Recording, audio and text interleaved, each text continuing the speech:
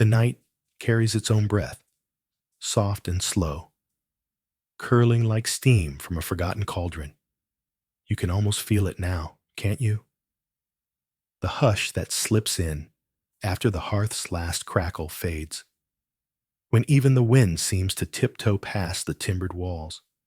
Tonight, the air is tinged with smoke and something sweeter. The resin of old pine, warmed and worn smooth with time. It lingers on your skin like memory, or maybe like a dream you haven't yet remembered. Let yourself lean into that warmth. Let the scent of wood smoke and wool, of roasted barley and drying herbs, gather around you. Let it settle in your chest like a song without words. In the year 823, beneath a sky that churned with winter stars, the longhouse of Holmvik stood silent except for the slow breath of sleeping mouths and the distant groan of ice along the fjord. It was a year marked by quiet omens, ravens flying alone, strange frost forming patterns like runes on the forged stones, and whispers always at night from somewhere near the rafters. Not screams, not shouts, just whispers, soft, curious, almost childlike in the way they rose and fell, as though someone were telling secrets above the beams. The first to notice them was Brynja, a girl with hair the color of flax and eyes that rarely stayed still. She'd been the youngest for many winters and had slept near the hearth since her mother died. Her father, Thorhall, the blacksmith, let her sleep there, where it was warmest, where the fire's heart glowed even in sleep. But warmth doesn't keep out every kind of cold. That night, the snow outside fell silently, heavy with the hush of midwinter. The wind had curled itself into strange pockets, and the eaves of the longhouse creaked with the strain of it.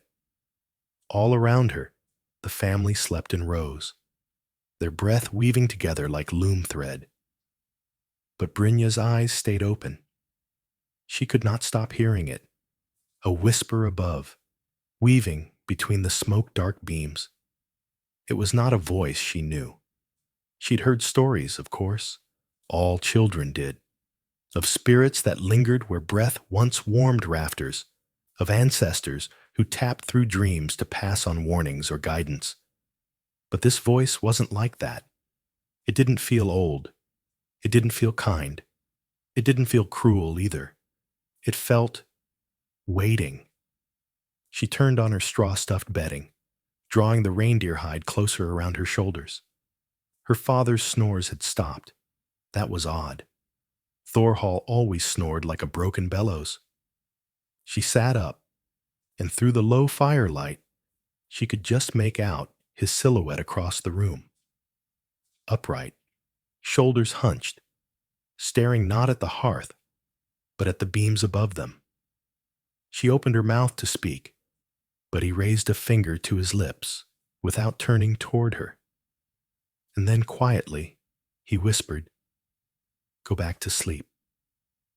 But she didn't. Not that night. The following days unfolded with the same slow rhythm they always did. The forge crackled and spat under the weight of iron and sweat. Fish were smoked, meat salted, firewood split and stacked under the eaves. Life, in its endless motion, gave no place for lingering fear. Yet the whispering continued. It came only at night, and only after the last candle had gone out. It never spoke in words they could catch, only murmurings, like a story told under the breath, half remembered, half dreamt. And it moved, sometimes near the storage loft, sometimes over the heads of the sleeping cattle, always just out of reach, like breath fading in cold air. Others began to hear it too. First old Idas, who tended the herbs and poultices. She said she thought it was the voice of her sister who had died 2 winters ago, calling from the place between dreams. Then little Orm, just 5 winters old, claimed the whisper told him secrets about bones buried in the floor. But children say many things. Thorhall, ever the man of hammers and heat, grew quiet. He polished the amulet of Thor around his neck more often and began sleeping with an axe beneath his bedding. Brynja noticed the way he paused now before walking under the beams, as if listening, as if bracing. One night, the voice changed. It wasn't whispering anymore. It was humming. A melody so low and old it made the walls themselves seem to lean in to listen. It was a lullaby, maybe, or a dirge. The tune wrapped itself around their sleep like a cold ribbon, and no one who heard it slept well that night. In the morning, the goats were dead. No wounds, no blood, just still, as if they'd stopped breathing all at once. Their eyes wide, unclouded, their mouths slack. The village priest, brought from a neighboring stead, said nothing could be done except to bless the house and burn offerings of pine and juniper. He spoke of the Draugr, spirits of the restless dead, and warned of old sins hidden in wood and stone. But he would not stay the night. The snow deepened. The longhouse grew quieter. Have you ever wondered what it felt like to live by firelight and faith alone? To place your trust in charms carved from bone, in stories passed from lips to ears in darkness?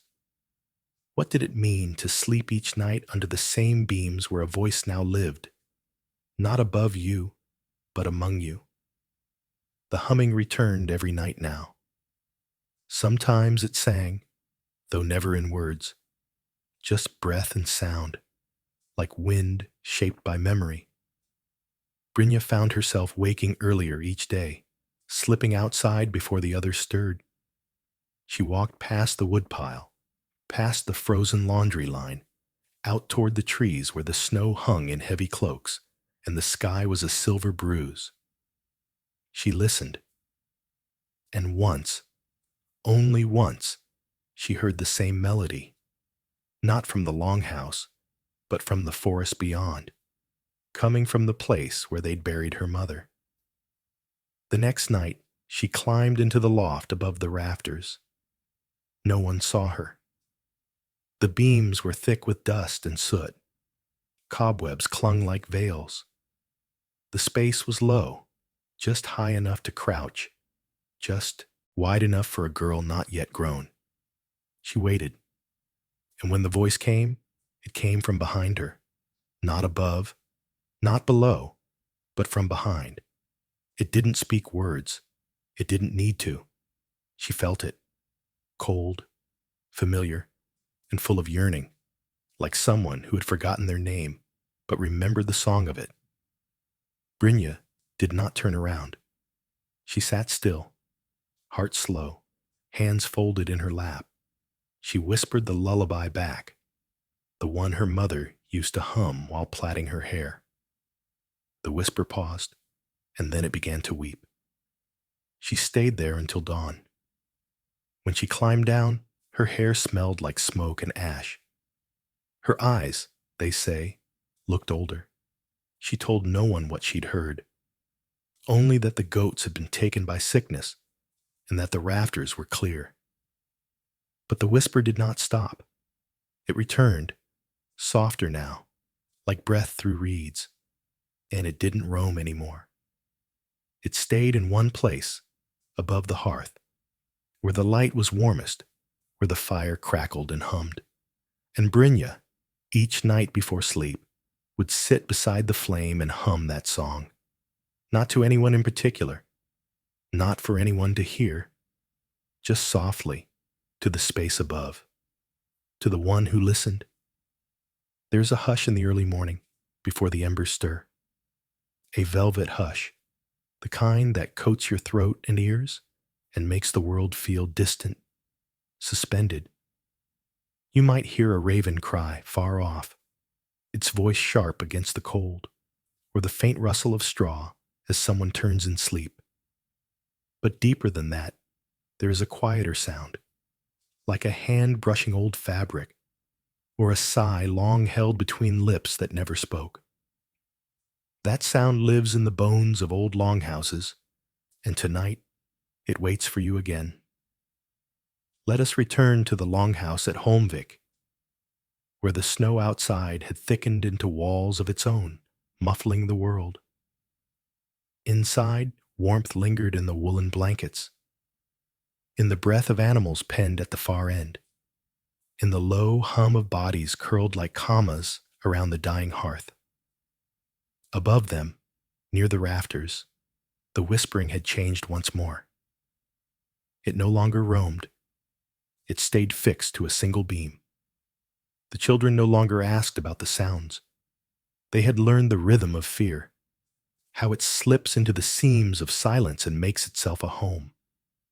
And in that house, questions go unasked, and names go unspoken.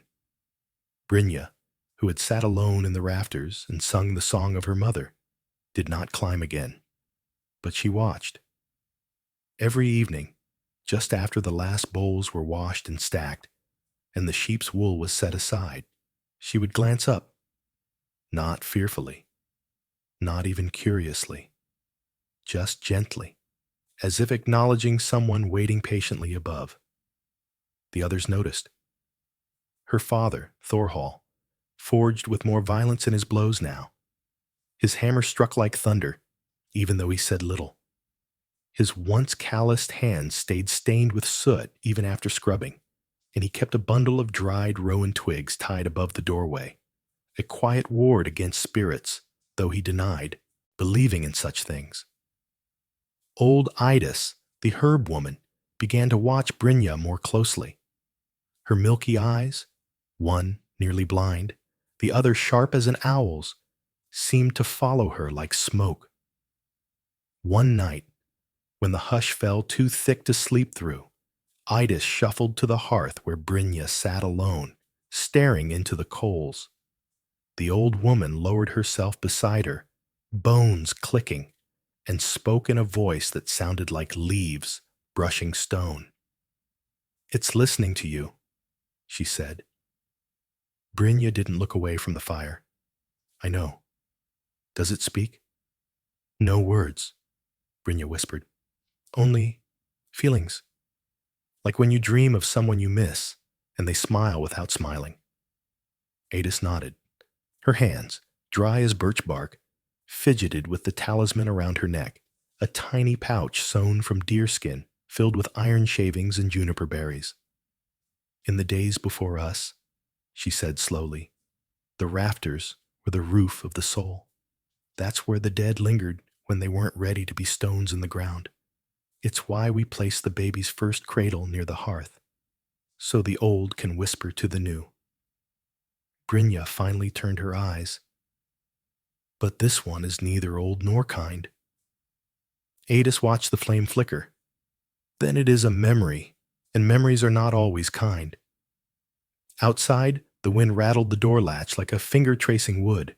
Inside, the fire cracked softly, one log collapsing into glowing embers. No one else stirred. Even the cattle seemed frozen in a collective waiting breath. That winter, time seemed to curl in on itself. The snow did not melt. The days barely warmed. The air stayed thick with something unsaid, and the villagers began to murmur when they passed the longhouse of Holmvik. They whispered of curses, of restless spirits, of whispers too soft to name but too persistent to ignore. Some avoided the family entirely. Others left small offerings on their doorstep. An old tradition meant to appease what could not be cast out. But the longhouse itself changed too. Its wood creaked differently now, not under weight, but as if reacting, answering.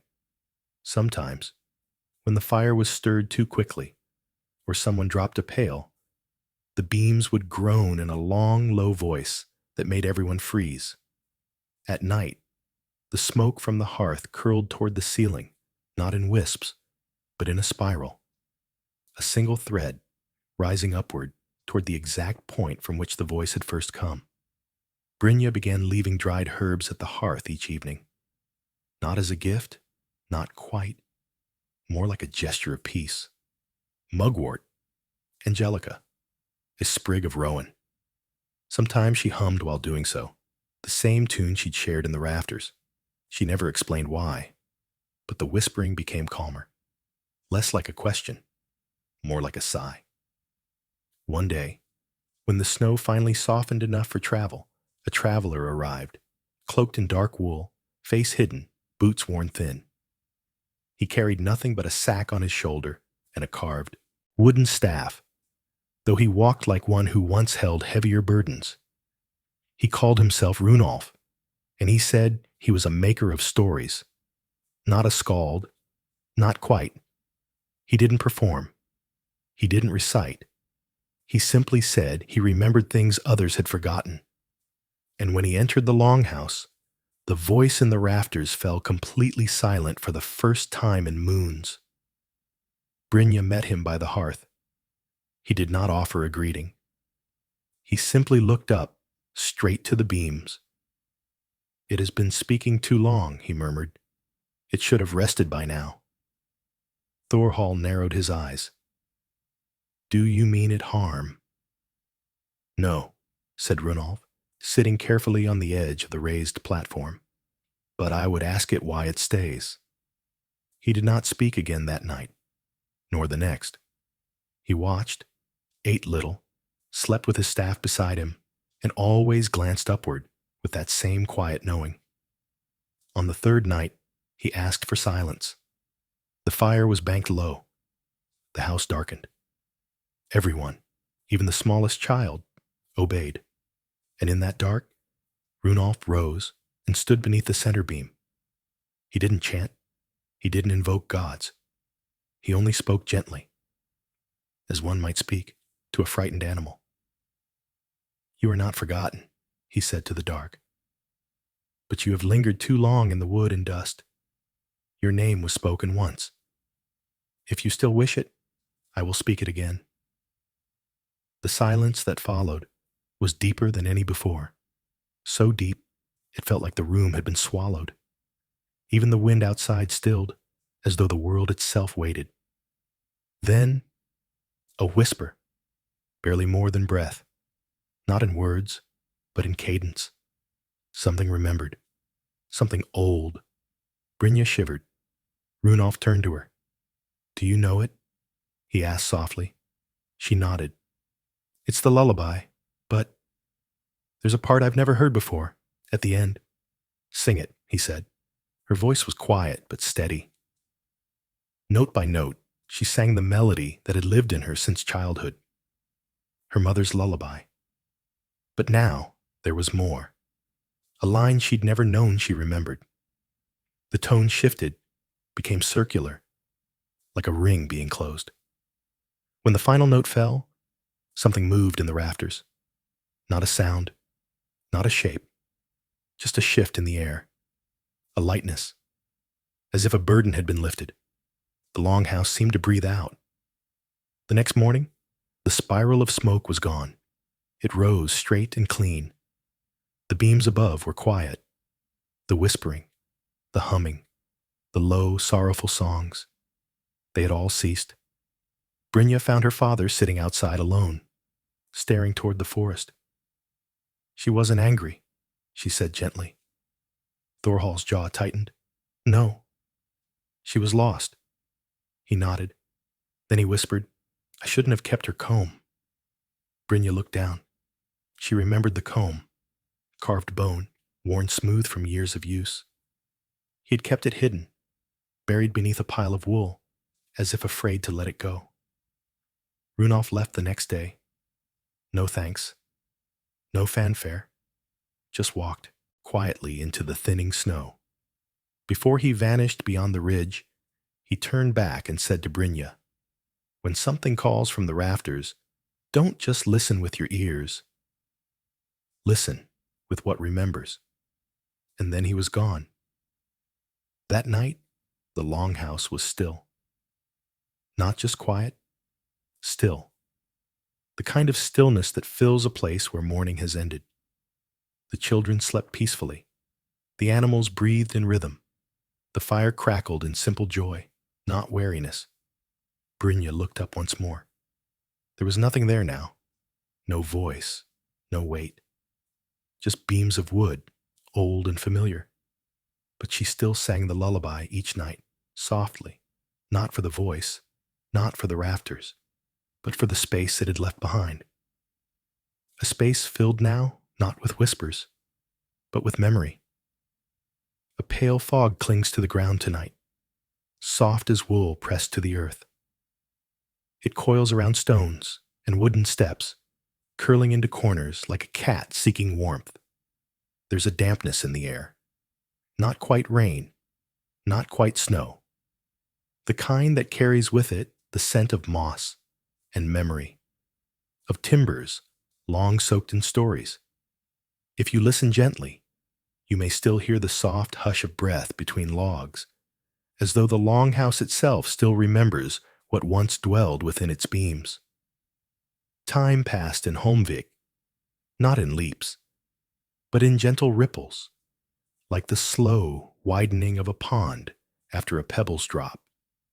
The whispering from the rafters did not return, but its absence left a space, one not empty, but watchful, like the hush after a song ends and your ears strain for just one more note.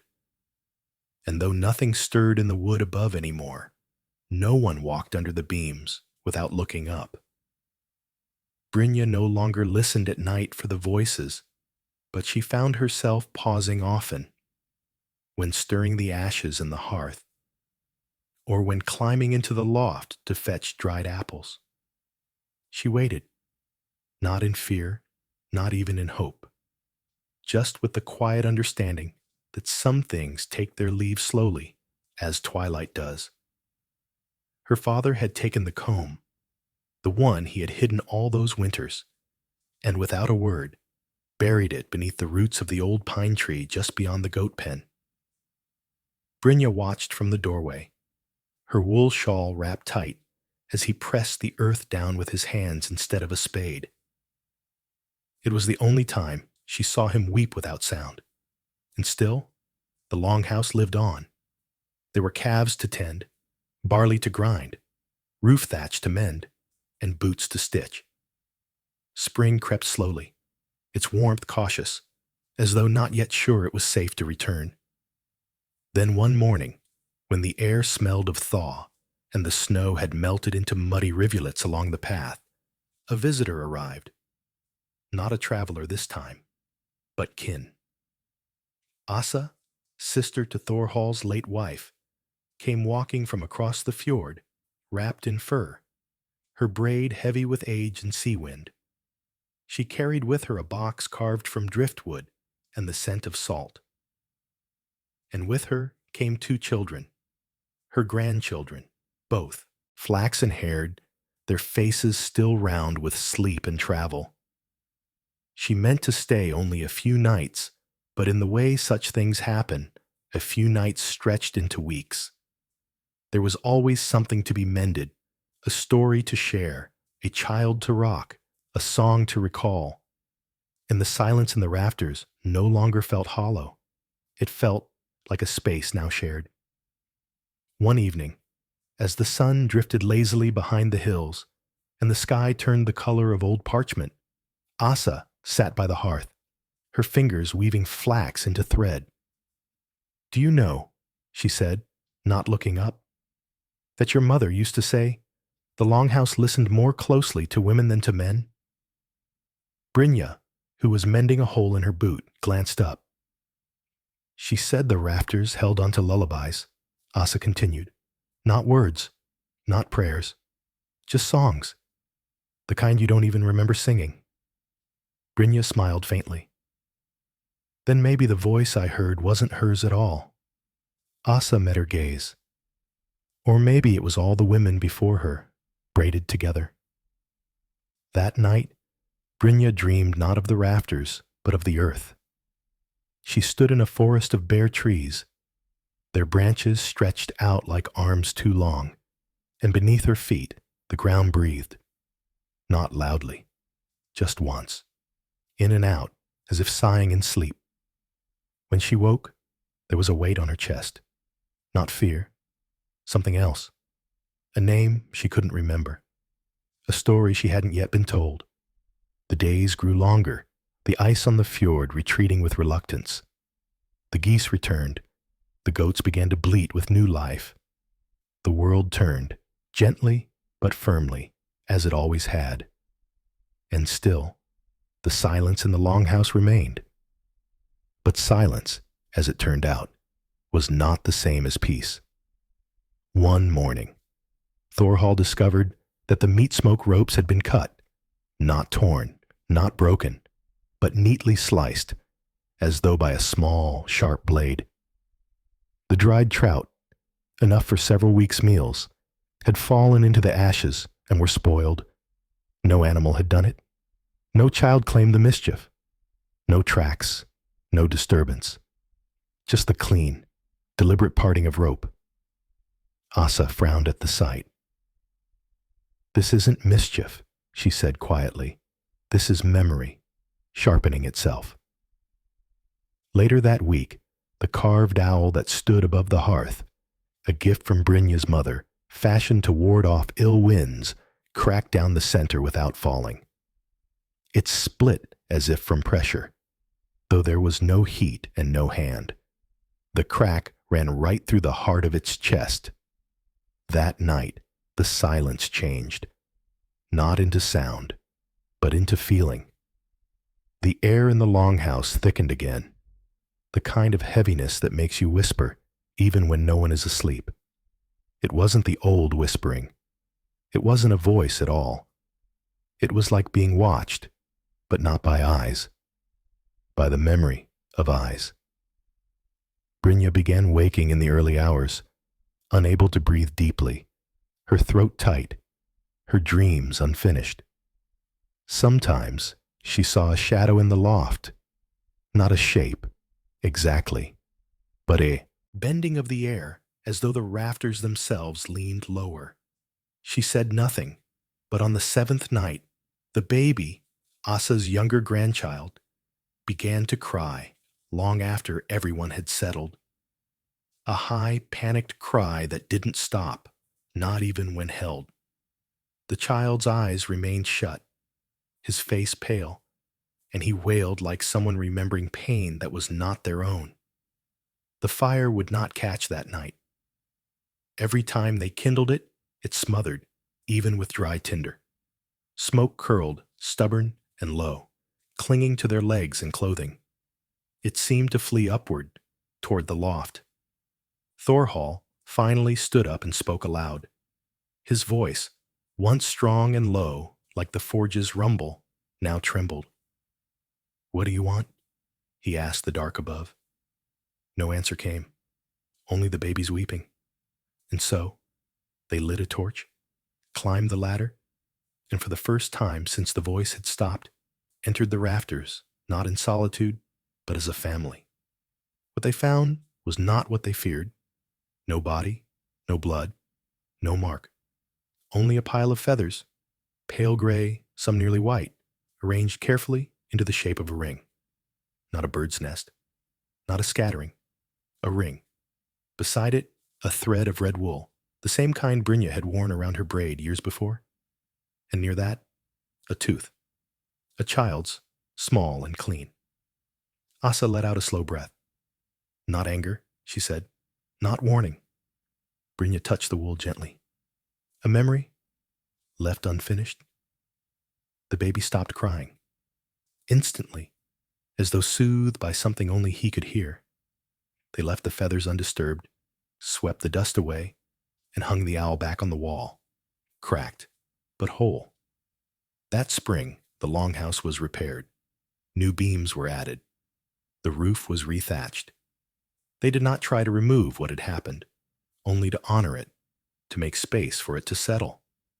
And Brynja, now nearly grown, began keeping a small book of songs, not words written down, but melodies drawn in rune-like notations. Her mother's song was the first, but others followed, ones that came in dreams, in wind, in silence. She did not sing to the rafters anymore. She sang to the space between the flames and the beams, the place where memory chooses to sit when it does not wish to leave, but no longer needs to speak. The air tonight carries the scent of damp earth and distant heather, a gentle musk that rises only when the world has begun to thaw. Somewhere not far, you might imagine the wings of a moth brushing against the inside of a shutter, or the hush of woolen garments being folded by firelight. Even the flames themselves seem to burn more slowly now, as if aware that silence deserves a little more time. In the longhouse of Holmvik, silence had become a different kind of companion, no longer the silence of dread, but of presence. The space above the hearth was still quiet, but not empty, and the rafters, once feared and avoided, were now acknowledged like an old relative whose name had finally been remembered. Brynja continued her quiet ritual each evening, a handful of crushed herbs, sweet gale, dried rose hips, and mugwort pressed into the edge of the hearth, a few lines of song, not full-throated, but soft as breath. The others did not question it. In fact, some joined her. Asa, with her sea-weathered hands, hummed the low harmony beneath Brynja's melody. Thorhall no longer avoided the beams above. He didn't stare into them, but neither did he flinch beneath them. And the two children, Asa's grandchildren, had taken to placing small twigs or feathers on the floor near the ladder leading to the loft, like tiny offerings in a language only children remember how to speak. And still, the feathers remained, not always arranged, sometimes scattered, sometimes tucked behind joists as though caught by wind, but never dirty, never damaged. They appeared with the changing seasons, with the return of the sun, the bloom of moss on the stones, and once even tucked into the wool of a sleeping ewe. Each time they were found, Brynja would touch them with a kind of reverence, not fear, not even curiosity, but familiarity, like finding an old scrap of cloth with her mother's stitching still holding fast. By midsummer, the longhouse was once again a place of gatherings. The neighbors, who had once passed by with hurried steps, began to visit again. Stories were shared beneath the open smoke vent, and the scent of roasted lamb and wild leeks lingered in the air. Laughter returned. But still, the rafters held their silence. And something else, too. That something made itself known one night when the moon hung low and orange above the fjord, swollen as a fruit ready to drop. Brynja had woken early, long before the others stirred, and gone outside to fetch water. The pail felt heavier than usual in her hand, though she did not spill a drop. She stepped back into the longhouse to find something waiting for her. A bird, not dead, not resting, perched high upon the crossbeam above the hearth. Not a raven, not a gull. Something smaller, gray-feathered, soft, with pale eyes like the sea under mist. It made no sound. It did not move. It simply watched. She stood very still. The bird cocked its head, as if recognizing her, then beat its wings once and vanished upward.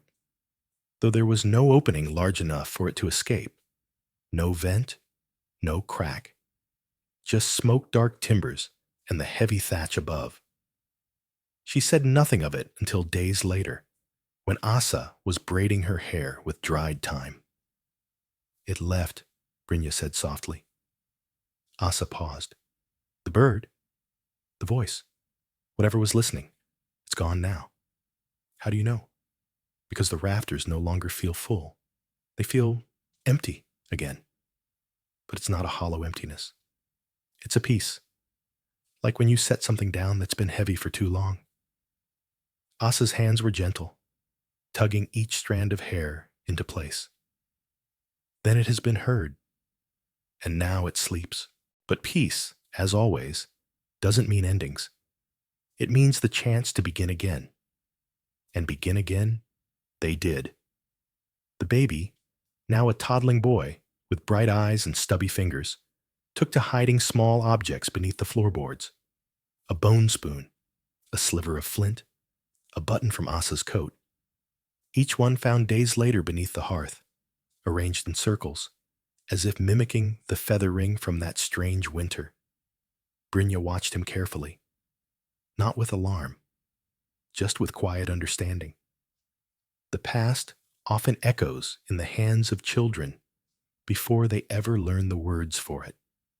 Have you ever wondered what it might feel like to carry something unseen, not in your arms, but in the curve of your shadow, in the song that comes to you only when the wind is just right?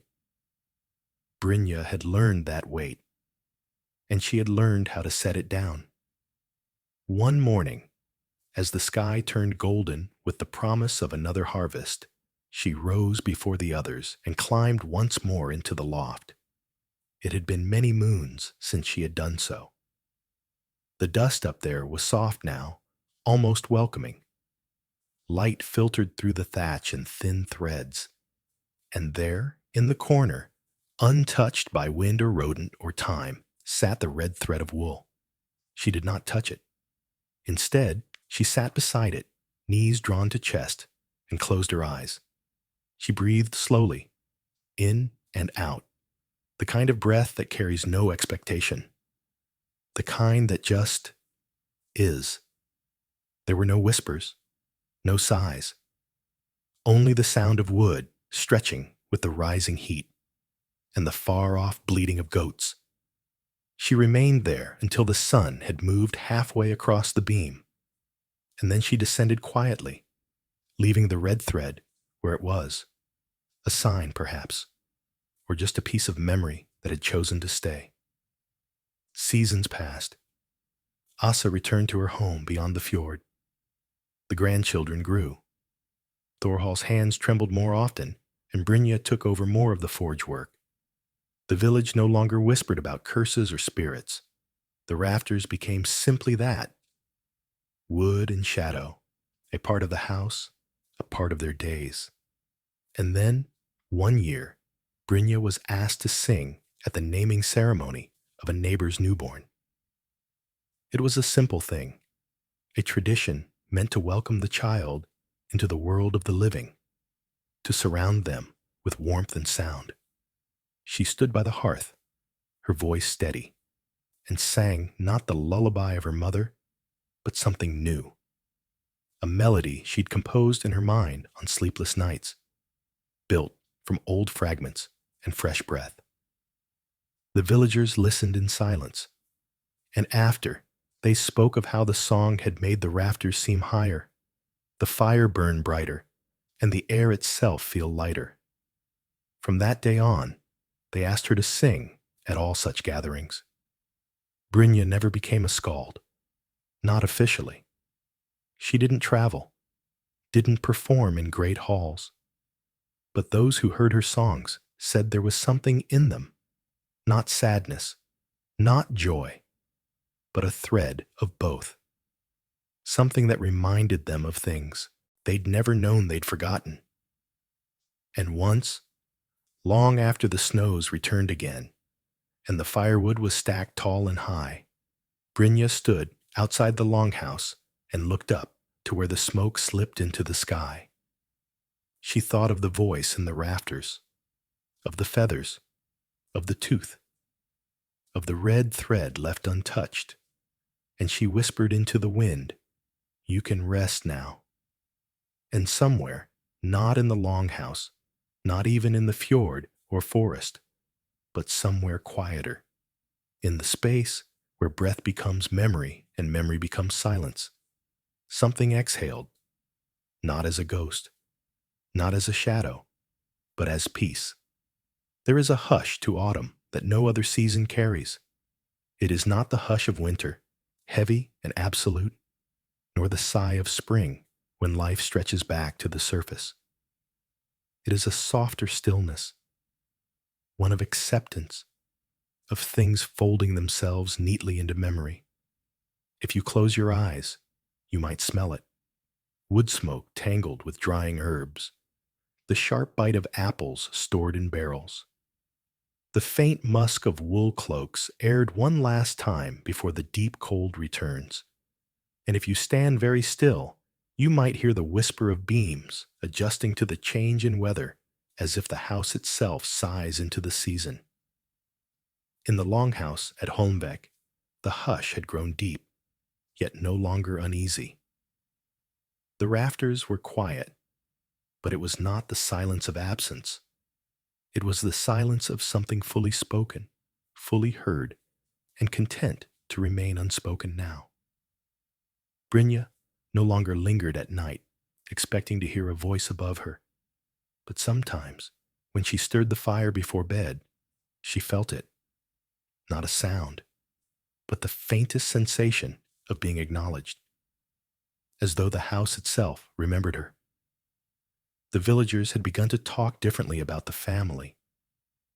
No longer with suspicion, no longer with hushed gossip.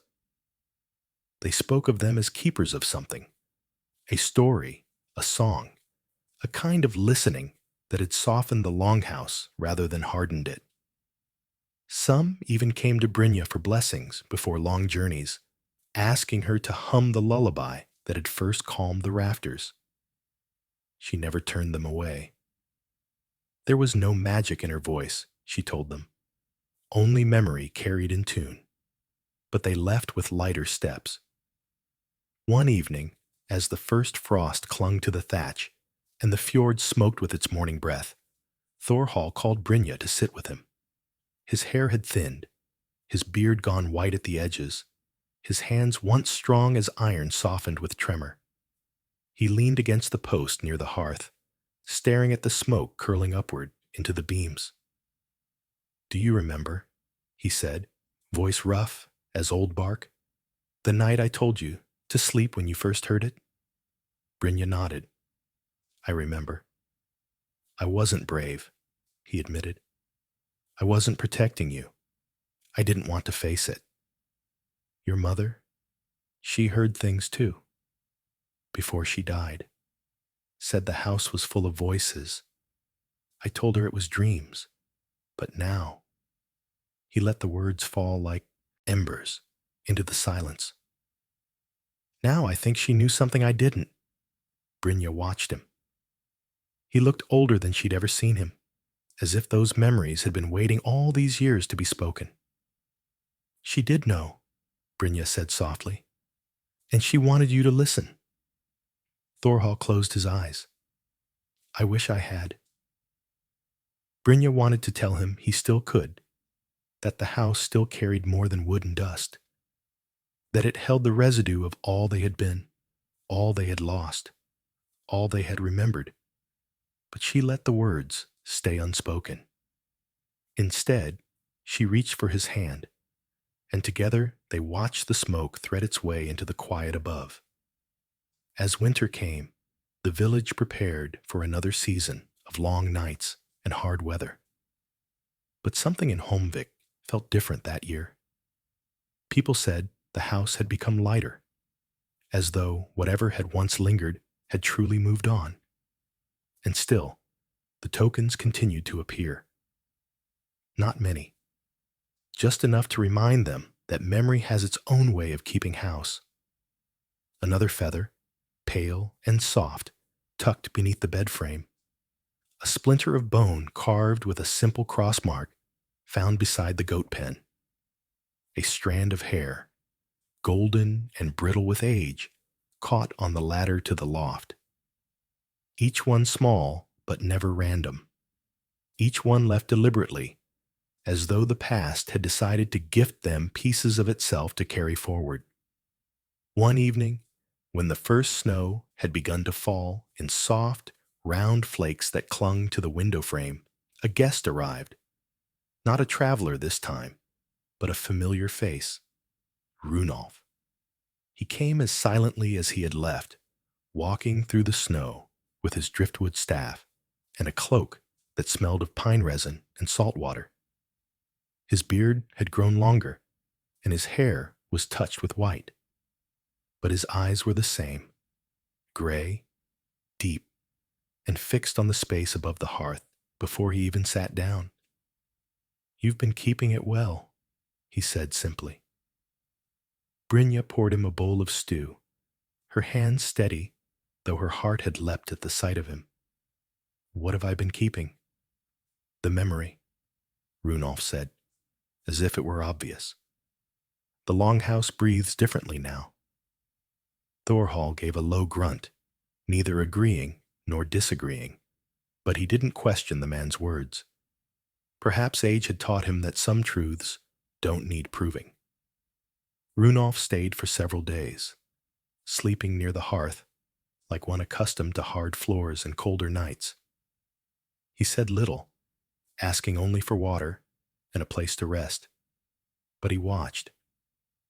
He watched Brynja humming as she worked the loom, Thorhall polishing tools with trembling hands, the children chasing each other in the small yard outside. And he listened, not to them, but to the house. On the third night, when the fire had burned low, and everyone else had drifted into the deep breathing of sleep, Runolf called softly to Brynja. "Come sit with me." She wrapped her cloak around her shoulders and joined him by the embers. His staff lay across his lap, carved with symbols she couldn't read. "Do you know why I came back?" he asked. Brynja shook her head. "To listen again?" Runolf smiled faintly. "To teach you to keep listening when I cannot." She felt the words settle in her like stones in a riverbed. "You're old enough now to understand," he continued. "There are places where memory gathers, not in stones or graves, but in beams, in corners, in the breath between walls. When people forget, those places remember, but memory doesn't like being ignored. That's when it whispers." Brynja glanced upward. "It isn't whispering anymore." "No," he said. "Because you answered. You gave it what it wanted. A place to rest." She wanted to ask how she had done this, what exactly she had offered, but she already knew. It wasn't the herbs, or the lullabies, or the offerings of feathers and thread. It was the act of listening, deeply, without demand, letting memory have its space without trying to banish or claim it. Runolf stood slowly, leaning on his staff. "When I leave, you will stay. This house will need you long after the rest of us are gone.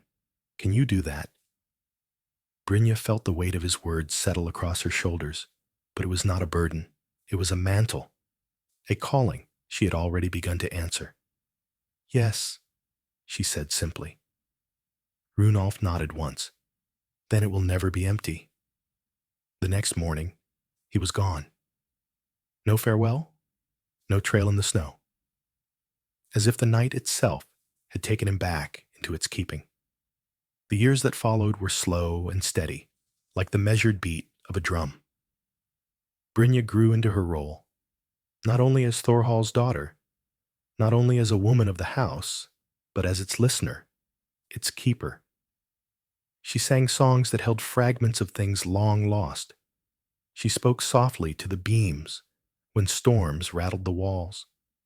She taught the children how to leave offerings not to appease, but to honor. And the house, in return, stayed quiet, peaceful, alive.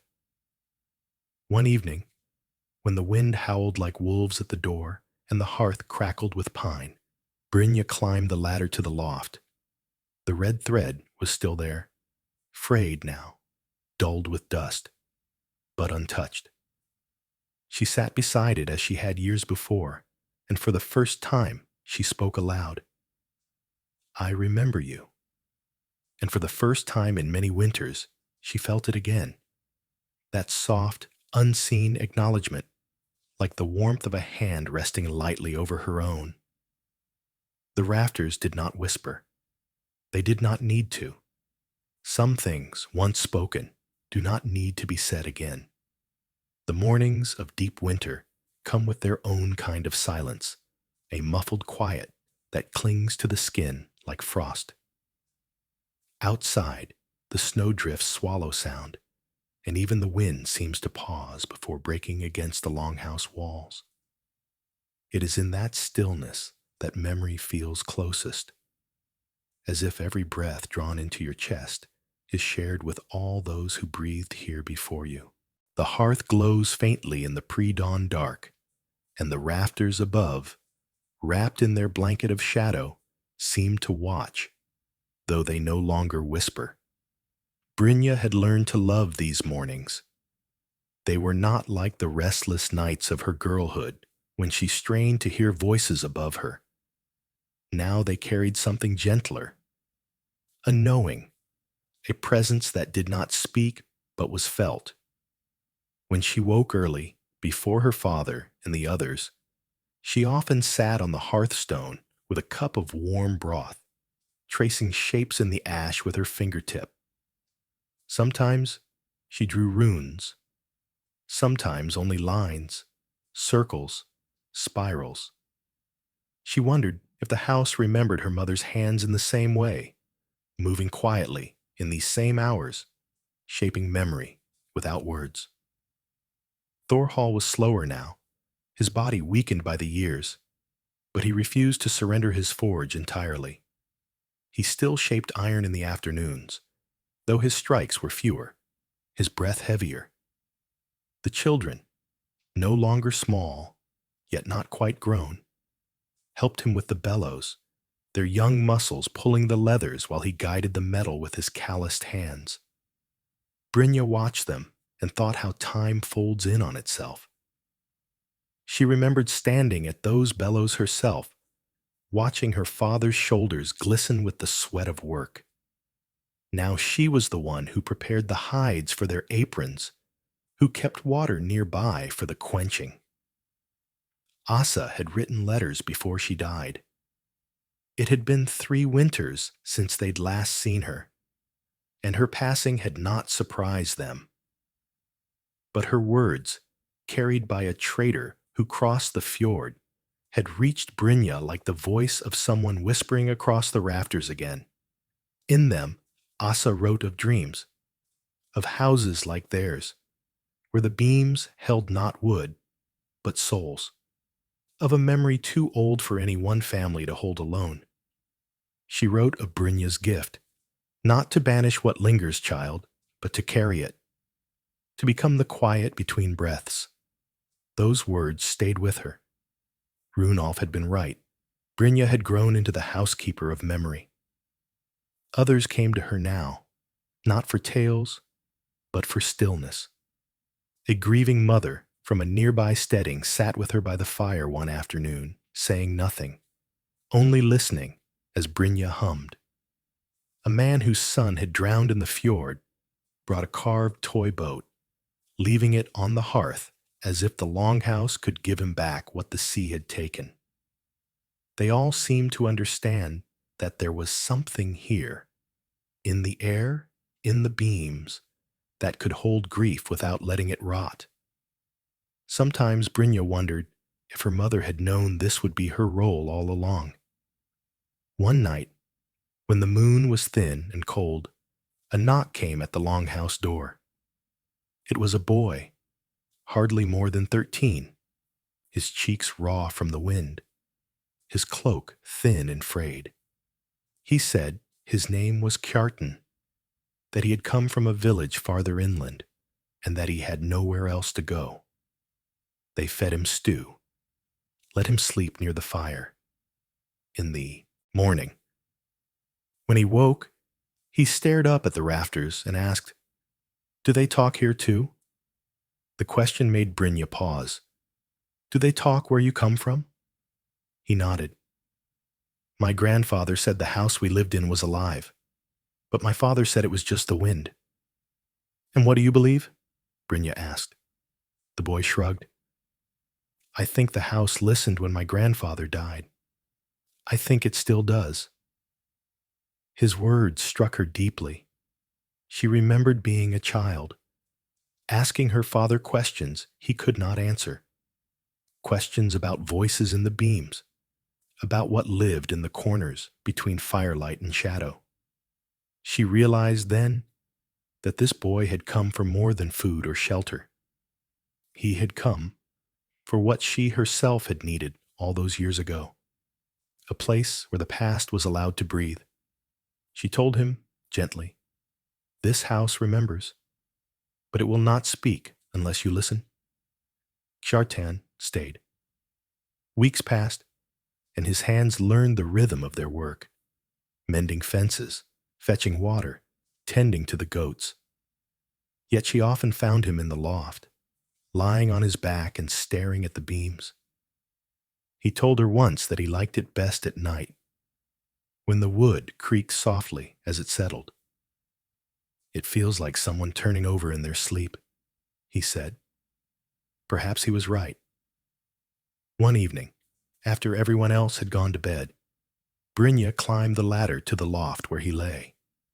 She brought with her a small bundle, a feather, a sprig of juniper, and a strip of dyed cloth. She set them in a small circle between them, the same way she had seen tokens arranged long ago. Kjartan looked at her, puzzled. "When I was your age," she said, "I heard a voice up here. It frightened me at first, but then I learned it wasn't trying to hurt me. It only wanted to be remembered.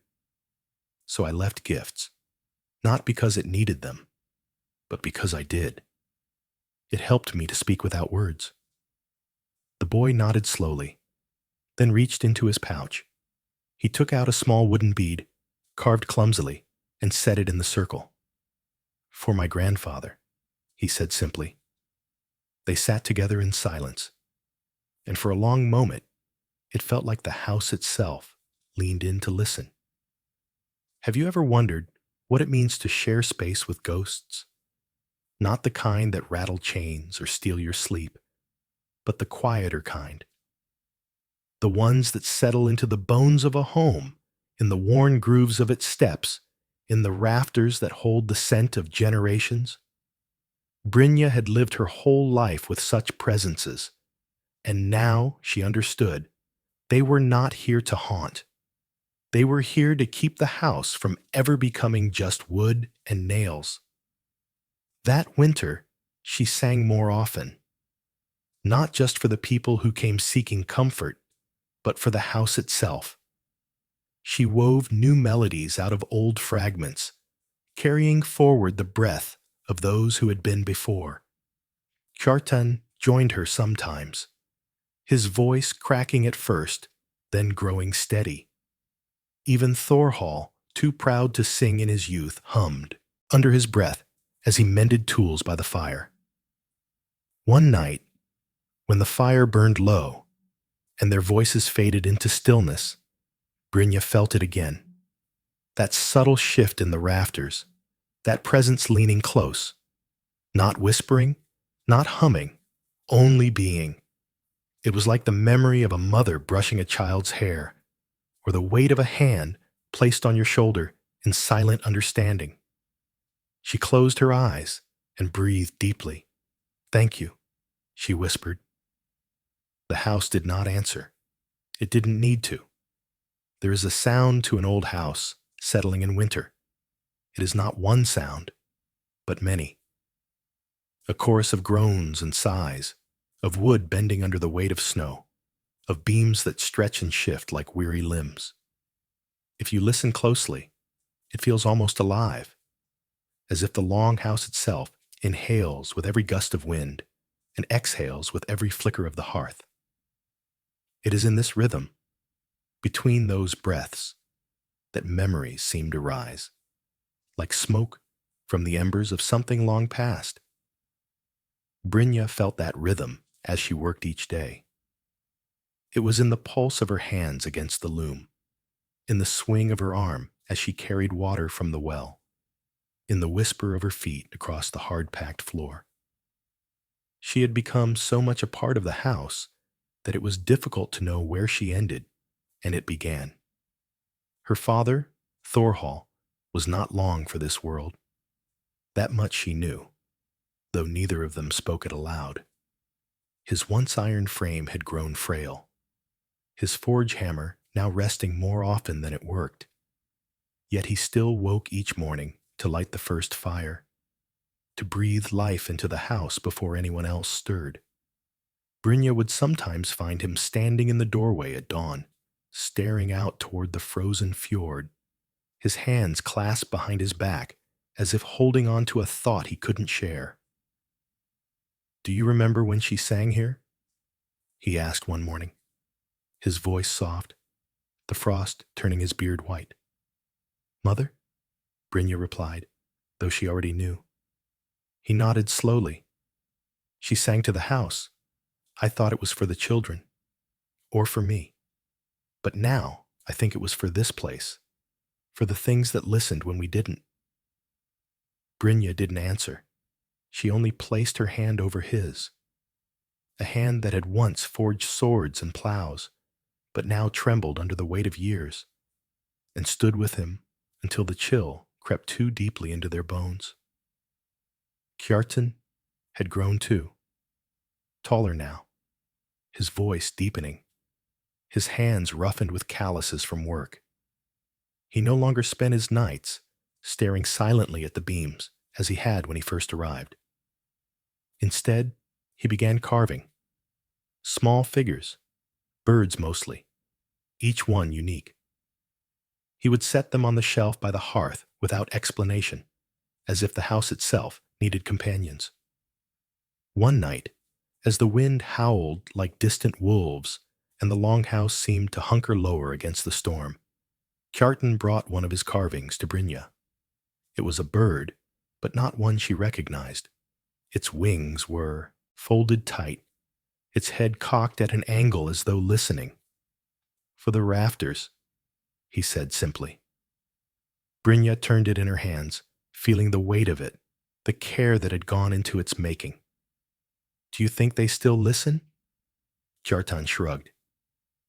"Maybe not the same way, but I think the house hears us, even when it doesn't answer." That night, Brynja placed the carving on the beam above the hearth, just beneath the old smoke vent. And for reasons she could not name, she felt lighter when she returned to her bedding. The longhouse had become a place people sought when they needed to be heard. Widows came to sit by the fire, their words few, their grief heavy. Warriors returned from raids and unburdened themselves in silence, laying their swords across the threshold as if leaving their violence outside. Even the village children crept in during long winter evenings, listening to Brynja's soft songs, their restless energy soothed by her steady presence. They came because they said the house felt different than any other. They couldn't name it, but they felt it, as if the walls themselves breathed with them, as if the rafters held every word they dared not speak. One evening, a woman named Gudrun arrived, her face weathered by sorrow. Her son had been lost to the sea, and she carried his belt in her hands, the leather stiff and salt-stained. She didn't ask for anything. She simply placed the belt on the hearthstone and sat, staring into the flames. Brynja didn't ask her to speak. She only sat beside her, humming low, the same tune she had once sung to calm the rafters. When Gudrun left at dawn, she left the belt behind. "Why do they do that?" Kjartan asked after she had gone. "Because some things don't belong only to us," Brynja said. "They belong to the places that hold our memories." He frowned. "And the house keeps them?" Brynja nodded. "It keeps what we cannot. Have you ever wondered what it feels like to live in a place that remembers you? Not as a name carved into stone, not as a story told around a fire, but as breath, as warmth, as part of its very bones?" Brynja had lived that way for so long, that she couldn't imagine a life beyond these walls. But life, as it always does, was changing. One morning, Thorhall didn't wake to light the fire. Brynja found him still and cold in his bed, his hands folded over his chest, as though he had simply decided to rest longer than usual. The grief came softly, like snowfall, heavy, silent, blanketing everything. She lit the fire herself that morning, her hand steady even as her heart wavered. They buried him under the old pine tree beside her mother, laying his hammer at his feet. The villagers came, offering bread, herbs, and prayers. Kijartan carved a marker for his grave, simple but strong. That night the house creaked differently, not with sorrow, but with the deep sigh of something that had seen yet another chapter close. Brynja sat by the fire long after the others slept, staring at the place above the hearth where the bird carving now perched. "I will keep it," she whispered. "All of it. For you. For her. For everyone who came before." And she meant it. The winters were quieter after that, the visitors fewer, but the house remained alive. Brynja tended it as she had promised, mending what broke, singing when the silence grew too long, listening when no one else could. And then, one evening, as the first signs of spring crept back into the earth, Brynja climbed the ladder to the loft. The red wool thread, frayed and dulled with dust, was still there. She didn't take it. She didn't move it. She only sat beside it, as she had so many times before, and closed her eyes. For a moment, she swore she felt it, that subtle shift in the air, that presence leaning close, neither whispering, nor weeping, nor humming, just being. "You can rest," she said softly. And in the stillness that followed, Brynja knew the house had heard. There is a strange softness to early spring in the north, when the snow has thinned, but still lingers in the shadows, and the earth exhales the cold it has kept for months. The air smells of wet pine and thawing soil, of smoke that clings stubbornly to woolen cloaks, and of something new, a promise, though fragile, of change. The longhouse at Holmvik creaked with the season, its beams expanding with the shift in weather, as though the house itself had been asleep and was now stirring. Brynja felt the change too. It wasn't just in the lengthening days or the trickle of meltwater at the eaves. It was deeper, in her bones, in the way she moved through the longhouse. For so many years she had carried the weight of others, her mother's memory, her father's grief, the whispered presences that once filled the rafters. And though she had taken that weight willingly, she now felt it shifting, lightening, as if the house itself was slowly giving some of it back. Kjartan had grown into a man in those years. His shoulders had broadened, his jaw sharpened, his hands were marked with the scars of work. Yet despite his strength, he carried himself with a quietness that reminded her of the boy who had once stared up at the beams in awe.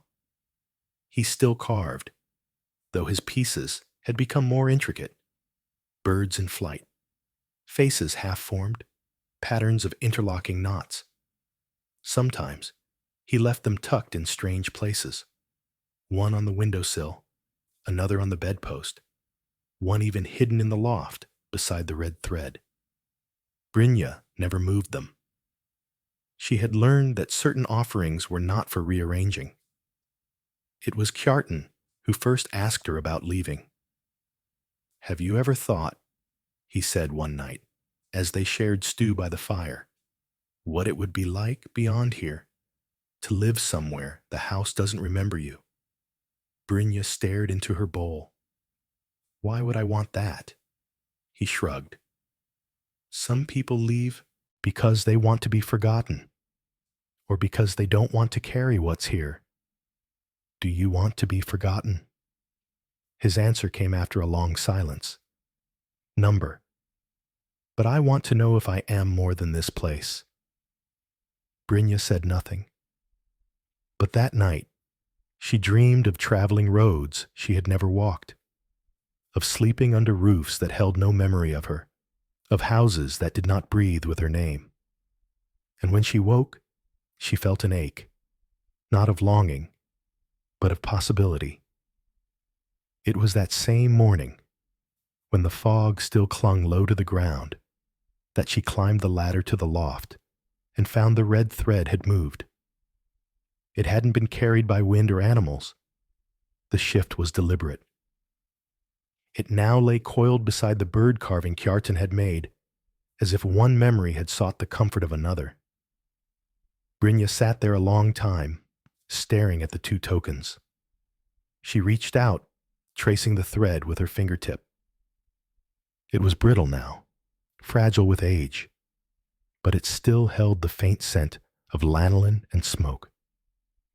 She thought of Runolf then, the way he had told her to keep listening, to let the house speak even when the voices had quieted. She wondered if this was what he meant. That memory would not always be loud or sorrowful. Sometimes it would simply move. That evening, she gathered the villagers for a meal. It had been months since such a gathering had filled the longhouse, but she felt it was time. They brought what they could: smoked fish, dried berries, rye bread, and mead. They filled the space with laughter and stories, their voices echoing off the beams, filling the longhouse with the kind of warmth it had not known since her parents were alive. Gudrun, the widow who had once left her son's belt at the hearth, sat beside Brynja and placed a hand on hers. "This house is lighter now," she said. "It breathes easier. So do you." Brynja didn't disagree. When the guests left and the house fell silent again, she climbed to the loft one last time before bed. The red thread and bird carving were still there, resting together like two parts of the same story. She closed her eyes, letting the night wrap around her, listening for the house's quiet breath. Have you ever wondered what it means to belong not just to a family or a village, but to a place? To know that every creak of wood and every shift in shadow carries a piece of you, and of those who came before. Brynja understood now. She was not simply living in Holmvik. She was part of it. But spring does not come without asking for something in return. Weeks later, Kjartan told her he would leave after the thaw. "I've been offered work," he said, avoiding her eyes. "There's a man in the south who needs hands for building a hall.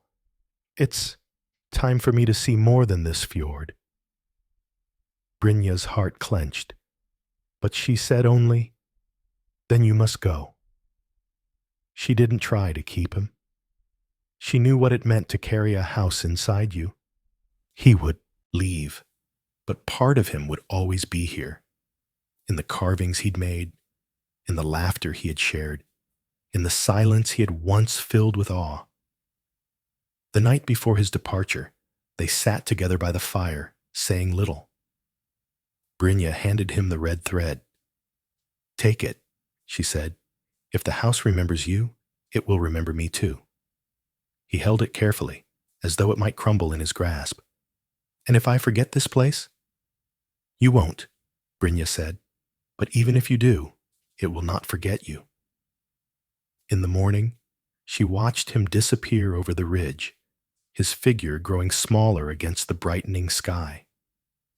She stood there long after he was gone, the wind biting at her cheeks, the longhouse behind her breathing quietly as if to say, "This is the way of things." The house did not mourn. It did not whisper. It simply continued, creaking in the wind, warming with the fire, breathing with those who remained. And Brynja, for the first time in years, felt not like a keeper of memory, but like someone living a life. That evening, she climbed to the loft, now emptier than it had been in years. The bird carving was gone, taken by Carton. Only the dust, the beams, and the faint smell of old wool remained. She placed a small piece of her own hair where the red thread had been. "For those who will come after," she whispered. And in that moment, she understood what the house had been trying to teach her all along. Memory does not stay fixed. It moves, like threads in a loom, weaving old and new together until you cannot tell where one ends and the other begins. There are certain nights when a house feels heavier than others, not from snow or storm, but from what lingers in the air, an unspoken weight of thoughts, of memories, of people who are both present and not. That spring, after Kjartan's departure, the longhouse at Holmvik seemed to carry such a weight. It was not sorrow, not exactly, but Brynja felt it whenever she walked its floorboards, whenever she brushed her hand along the doorframe, whenever she sat by the hearth long after the fire had burned low. She had grown used to sharing this place with others. Her father, the neighbors, the boy who had become family. But now, in the quiet days that followed, she found herself alone more often than not. Alone, yet never truly so. For even in solitude, the longhouse remained alive. It creaked when she sang, its beams shifting as if listening. It breathed with her when she worked, its rhythm steady, its voice subtle.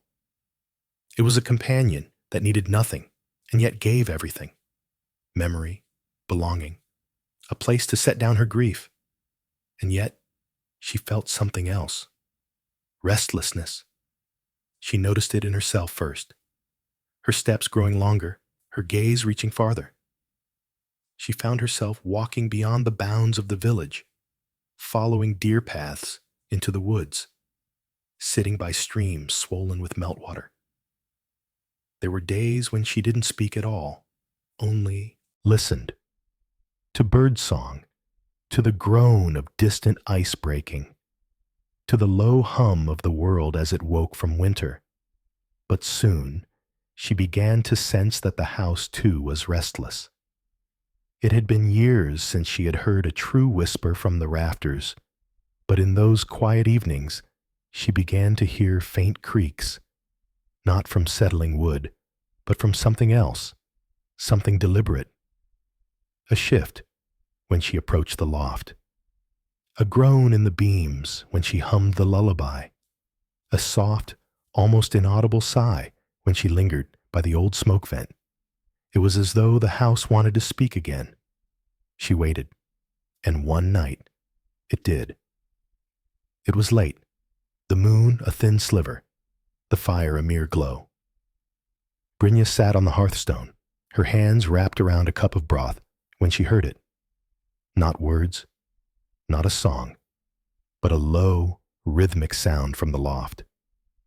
She froze, every muscle alert, though her heart did not pound with fear as it once had. She knew the sound. It was the same sound she had heard as a child, lying awake beneath the beams. A whisper, carried not on wind or breath, but on memory. She set down her cup and climbed the ladder, slow and steady. The loft was dark, but she didn't need light to find what waited there. The red thread was gone. In its place lay something new. A piece of carved bone, polished smooth, its surface etched with tiny runes. Brynja picked it up, running her fingers over the marks. She couldn't read them all. Some were too worn, others too old. But she recognized enough to understand their purpose. It was a name, or perhaps many names. She held it to her chest and sat cross-legged on the dusty boards, letting the house's breath wash over her. "Who are you?" she whispered. The rafters gave no reply, but she felt it. That same weightless presence, That same acknowledgement she had felt years ago when she first understood that the house was more than wood and nails. She stayed there until her legs ached, then tucked the bone token into her pocket. The next day, she carried it to Gudrun, the widow who had left her son's belt at the hearth. Gudrun was the oldest living villager now, her hair white as snow, her body bent, but her mind sharp as ever. "Do you know this?" Brynja asked, placing the token in the woman's hand. Gudrun squinted at it, her fingers tracing the faint runes. "This is older than I am," she said. "Older than you. These are binding marks. They hold what is not meant to be forgotten." Brynja's heart quickened. "Why was it left for me?" Gudrun looked up, her eyes sharp. "Perhaps because you know how to remember." Those words stayed with her. She returned to the longhouse, the token warm in her palm, and placed it on the beam above the hearth. She did not tuck it away in a box or keep it in her bed. It belonged to the house now, to the same memory that had left it for her. That night, she dreamed of voices, not whispers, but a chorus, layered and low. She didn't know the words they spoke, yet she understood them. "You are not alone." And for the first time since Kjartan had left, she believed it. Have you ever felt a place hold you so fully that you cannot tell where you end and it begins? Brynja had lived in Holmvik her whole life, but that night she understood what it meant to be kept, not as a prisoner, not as a servant, but as part of something larger than herself. In the weeks that followed, she began to carve. It started small, a bird, like the ones Kjartan used to make. Then another, a spiral pattern to match the one she used to draw in the ash. Then, guided by dreams she could not fully recall upon waking, she carved figures. A woman holding a child, a man bent over a forge, a girl with a thread in her hand. She placed them along the beams, each one an offering to the house. One evening, a traveler arrived. He was old, his back hunched, his hair as thin as smoke. He carried no weapon, only a staff carved with runes that glowed faintly in the firelight. He asked for shelter, and Brynja gave it. As they sat by the hearth, he looked at her carvings and smiled. "You listen," he said. Brynja tilted her head. "To what?" "To the ones who came before. I can hear them in your work." She felt a warmth spread through her chest. "And who are you?" "Only a keeper of names," he said. "Like you." He stayed for 3 nights, saying little, eating sparingly, sleeping deeply. On the morning of the 4th day, he left before dawn, leaving behind only a single feather, gray and soft, placed on the hearth. Brynja did not follow him. She only added the feather to her carvings, another piece of memory for the house to keep. She knew then that her life was not small.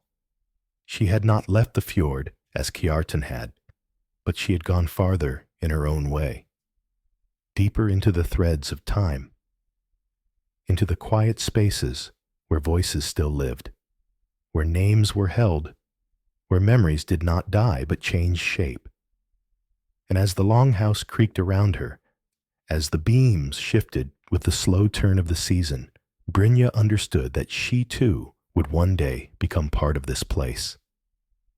Not in story alone, not in carvings or thread or tokens, but in the breath of the house itself. The rafters would remember her. And when they whispered, someone, perhaps another girl, sitting awake at the hearth, would learn to listen.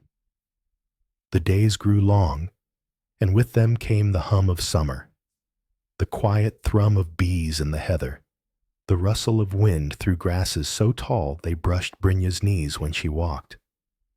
The longhouse at Holmvik smelled of sun-warmed pine and dried fish. of smoke from the fire that never truly died, and of something older, the memory of all who had passed through its door. Brynja had lived her entire life within these walls, but in the long light of summer, she felt as if she was seeing them for the first time. Every line of grain in the wood, every groove in the floorboards, a record of footsteps she could not name but somehow knew. It was in those bright days that she began to write, not on parchment, for such things were scarce, but on wood. Thin slats of driftwood she collected by the fjord became her pages. She carved not just names, but moments. A mark for the day her father first let her hold the hammer at the forge. A symbol for the night she sang the lullaby to soothe the whispers in the beams. A rune for the day Kjartan left, carrying the red thread in his pouch. It was a record of a life not told in words, but in shapes, etched deep enough that time itself might hesitate to erase them. At night, when the fire burned low and the house was quiet, she read her carvings as if they were a book. She would run her fingers along the grooves and feel the weight of those moments settle into her bones. Have you ever touched something and felt it remember you back? The wood did that. The house did that. She could not explain it, but she knew it was true. The villagers noticed. They began coming to Brynja not only for her songs, but for her carvings. A man brought her a piece of wood and asked her to mark it with the memory of his lost brother. A woman brought a small bone and asked her to inscribe it with her child's name. Brynja never refused. She didn't charge coin either. Instead, she told them, "If you give a memory to the house will keep it for you." And they believed her. Soon, the beams of the longhouse were lined with tokens: wood, bone, feathers, even bits of fabric, each one marked with a rune or pattern.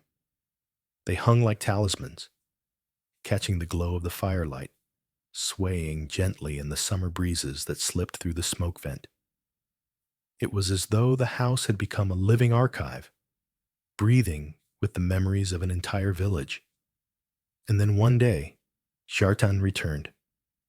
It was just past midsummer when she saw him walking across the ridge, taller than she remembered, his hair tied back, his cloak travel-worn but well kept.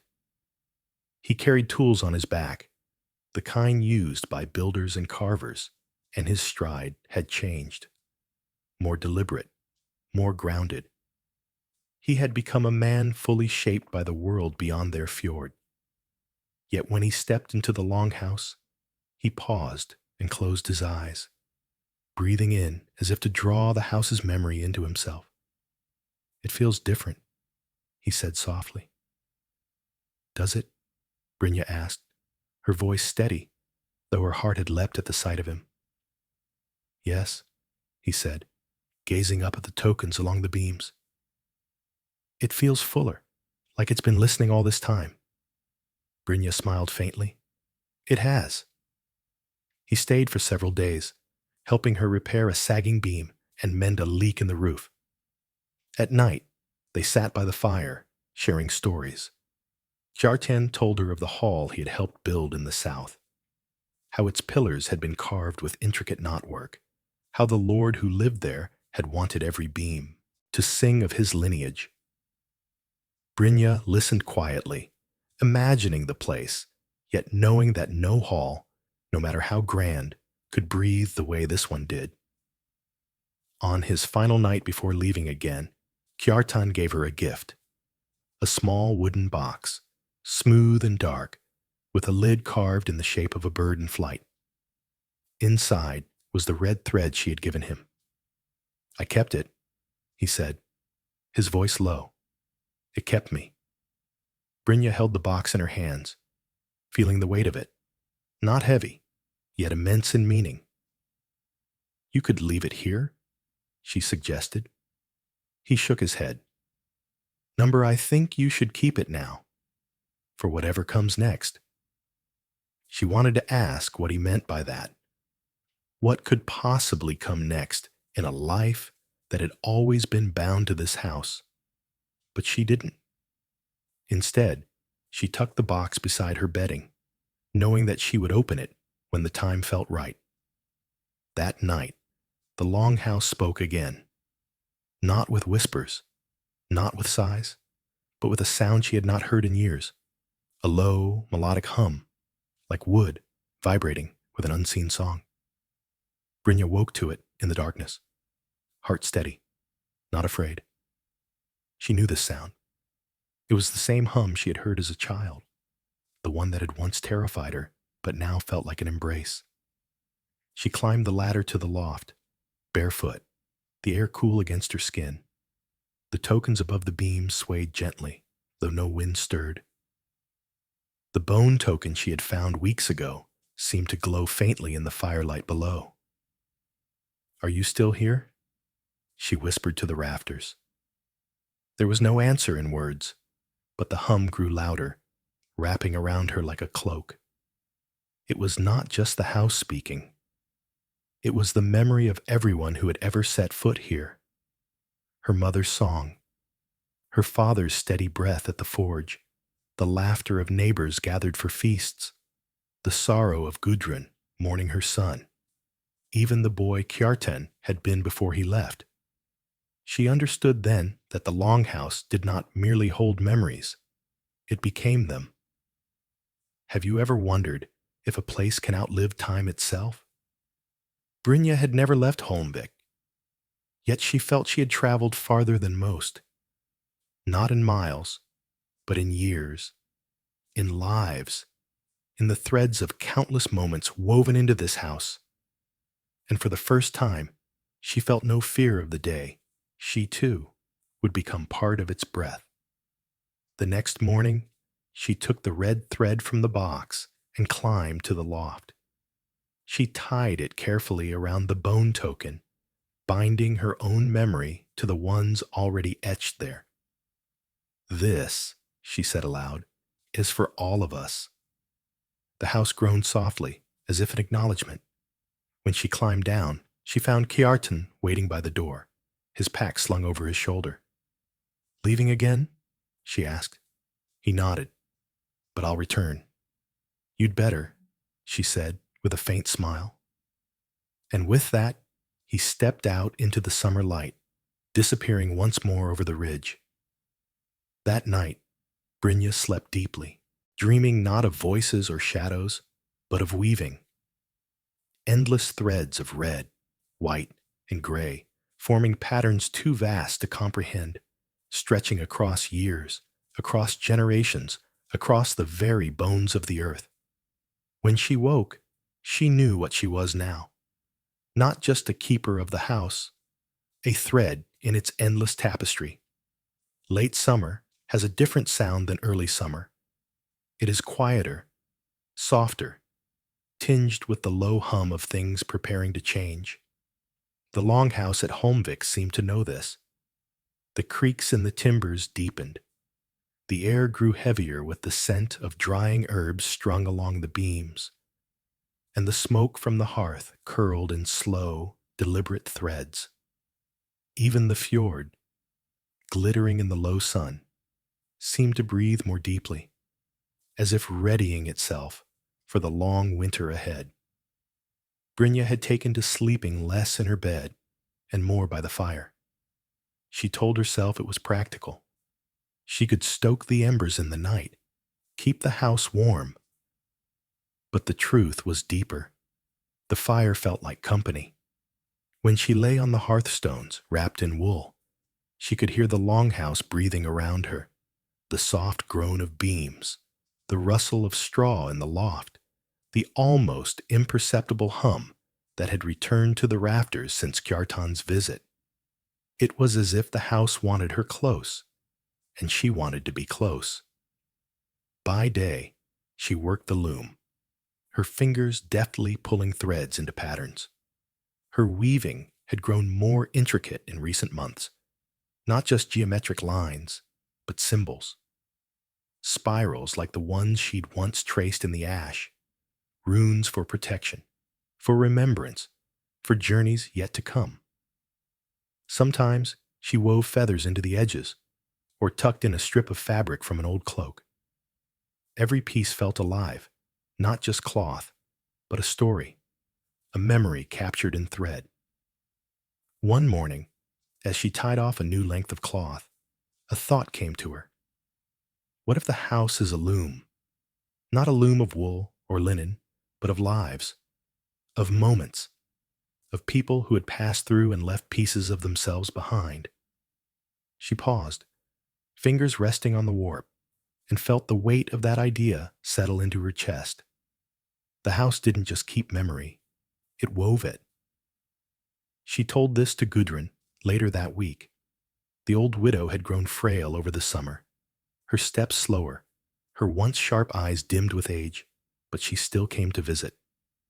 She liked to sit by the hearth and sip broth, watching Brynja work. A loom? Gudrun asked, her voice raspy but curious. Yes, Brynja said. Each of us, me, you, Kjartan, my parents, we're all threads. The house weaves us together, even when we're gone. Gudrun smiled faintly. Then you are the weaver. Brynja shook her head. Number I think the house is. Gudrun chuckled softly, the sound like dry leaves. Perhaps it's both of you. Perhaps it always has been. They fell into a comfortable silence after that. Gudrun dozed in her chair. Brynja kept weaving. And the house, listening, as always, creaked softly, as if agreeing. The harvest season came. Villagers gathered at Holmvik for the end of summer feast, bringing baskets of apples, wheels of cheese, smoked fish, and barrels of mead. The longhouse glowed with life that night, laughter echoing in the rafters, children running between the benches, the fire crackling with energy that seemed to feed on their joy. Brynja sat near the hearth, listening more than speaking, letting the hum of voices wash over her. It was in moments like these that she understood the house best. It was not a relic, not a tomb for memories. It was alive because it held both the living and the dead, the sorrowful and the joyful, the quiet and the loud. It was a bridge between people, between times. As the evening wound down and guests began to leave, Gudrun lingered by the door. She grasped Brynja's hand, her grip surprisingly firm for someone so frail. When I am gone, she said, let the house keep me. Brynja felt her throat tighten. It already does. Gudrun nodded once, as if that was enough, and stepped into the cool night. Winter came early that year. Snow fell heavy in the first weeks of November, blanketing the village in a hush that muffled even the sound of the fjord. Brynja sealed the windows with wool and tar, stacked the firewood high, and dried enough meat and fish to last until spring. She had learned her father's lessons well. Survival was not strength alone, but preparation. But she also learned a different lesson that winter, how to listen deeper than she ever had before. The hum in the rafters grew louder in the stillness. It wasn't constant. It came in waves, rising when the wind howled, softening when the fire roared. Sometimes it carried a rhythm, like a heartbeat. Other times it was more like a sigh, the kind that settles into your bones and makes you still. One night, unable to sleep, Brynja climbed into the loft and sat cross-legged beside the tokens that hung from the beams. Her fingers brushed the bone token tied with the red thread, the one that had appeared months ago. It was cold, even near the warmth of the fire below. She closed her eyes and whispered, "Who are you?" A strange thing happened then. She heard herself answer, not with her own voice, but with a memory. Her mother's voice, faint and soft. "We are threads, Brynja. We are never lost, only woven deeper." Brynja's eyes snapped open. The loft was empty, silent, yet she felt no fear. Only the deep, aching comfort of knowing that she had been spoken to, not by a ghost, but by the house itself, carrying her mother's memory like a song. In the darkest weeks of winter, Gudrun passed away. Brynja wasn't surprised. The old woman had been fading for months, but the loss left a hollow in her chest all the same. The villagers buried her beside her husband, scattering pine needles over the grave, and when they left, Brynja returned to Holmvik alone.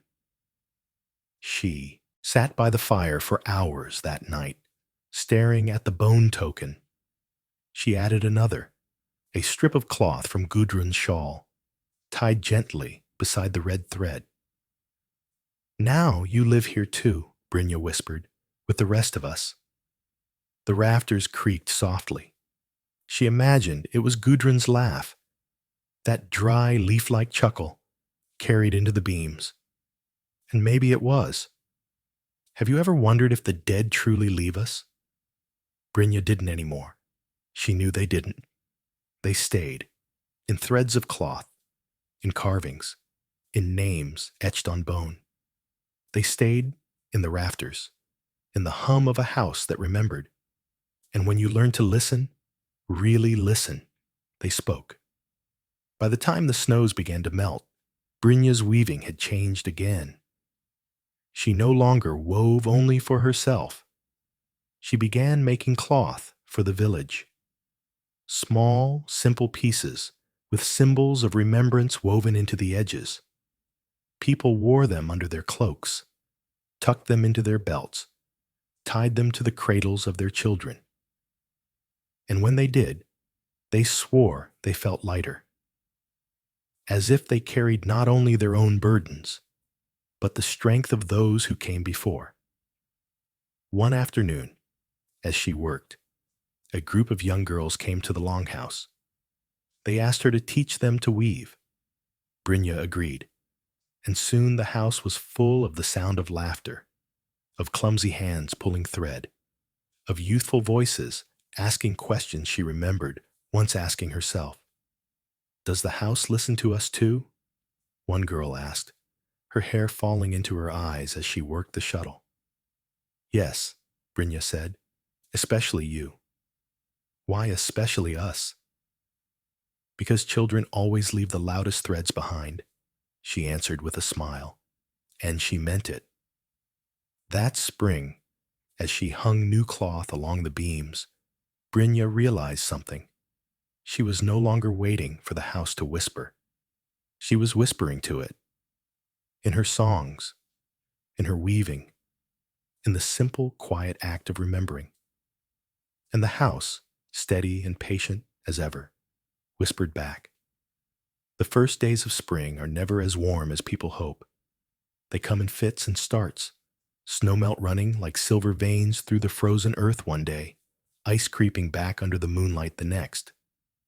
Yet in Holmvik, there was a feeling that spring had already taken root, not just in the ground, but in the heart of the longhouse. Brynja felt it in every breath of smoke curling upward through the vent, in every creak of the timbers, in every quiet hum that still lingered in the beams. The longhouse had grown fuller in the last months, though not in bodies. Gudrun's shawl hung beside the bone token, wrapped in the red thread, its faded wool holding the scent of pine and age. Brynja had added new carvings to the beams, a sprig of hawthorn for protection, a spiral for Gudrun's safe passage, and a simple rune for home. These tokens weren't just decoration. They were stitches pulling the living and the dead closer together in the fabric of this place. The villagers noticed. They spoke of Holmvik now as though it were more than a house.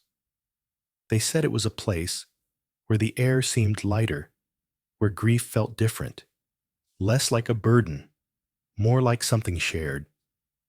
They came more often, mothers with new babies, widowers who hadn't yet learned how to sleep alone, young men leaving for voyages who wanted Brynja to mark their names into wood so that, should they be lost, the longhouse would keep them.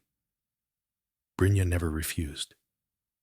She had become the keeper of the rafters, though no one called her that. They called her simply Brynja, though with a tone that suggested something more, like the name itself had grown larger. And still, she wove. Her loom sang softly each morning as she worked, the rhythm steady and soothing. She wove patterns that felt like prayers, using colors that spoke of the land. Deep moss for the forests, burnt ochre for the clay, soft ashen gray for the fjord.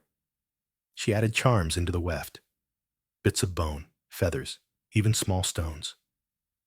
These cloths were more than garments or blankets. They were offerings, stitched with memory and meaning, like messages to the rafters themselves.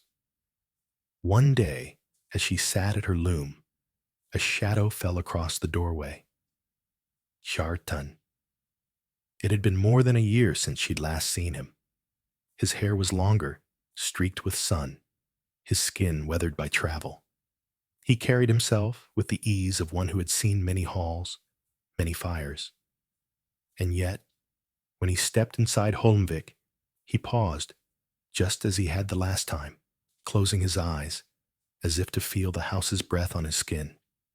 "It feels alive," he said softly. "It always has been," Brynja replied. He looked at her, and for a moment, she saw the boy he had once been.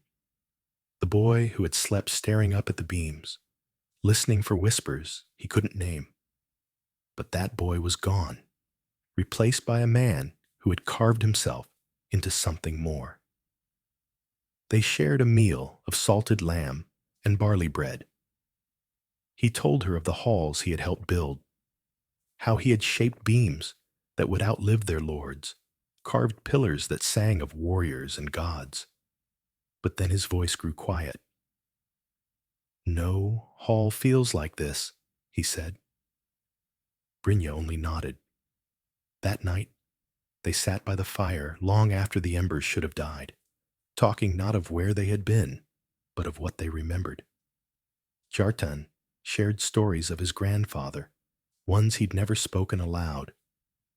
Brynja told him of Gudrun's last days, of the tokens now hanging in the loft. They didn't need to fill the space with laughter or tears. The house carried those for them. Before dawn, Kjartan climbed into the loft. He stayed there for a long time, staring at the tokens, the carvings, the shawl. When he came down, he held the red-threaded bone token in his hand.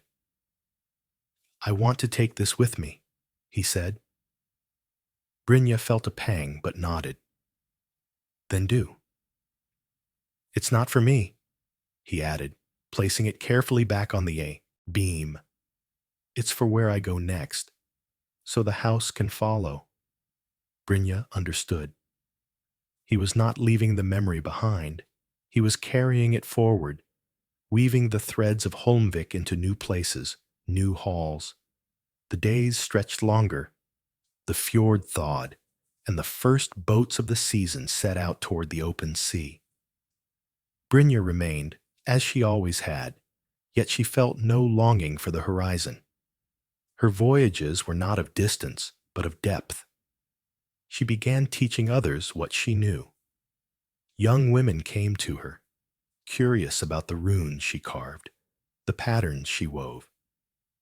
She taught them not only how to shape cloth, but how to listen, how to feel the quiet between the creaks of the beams, how to speak to a house as though it might one day answer. One girl, Freydis, asked her, "Do the rafters really keep all our names?" Brynja smiled. "Only the ones we give them. And when we die, they keep us too." Freydis looked up at the beams then, as if seeing them for the first time, her eyes wide with wonder. Brynja knew that look well. She had worn it once.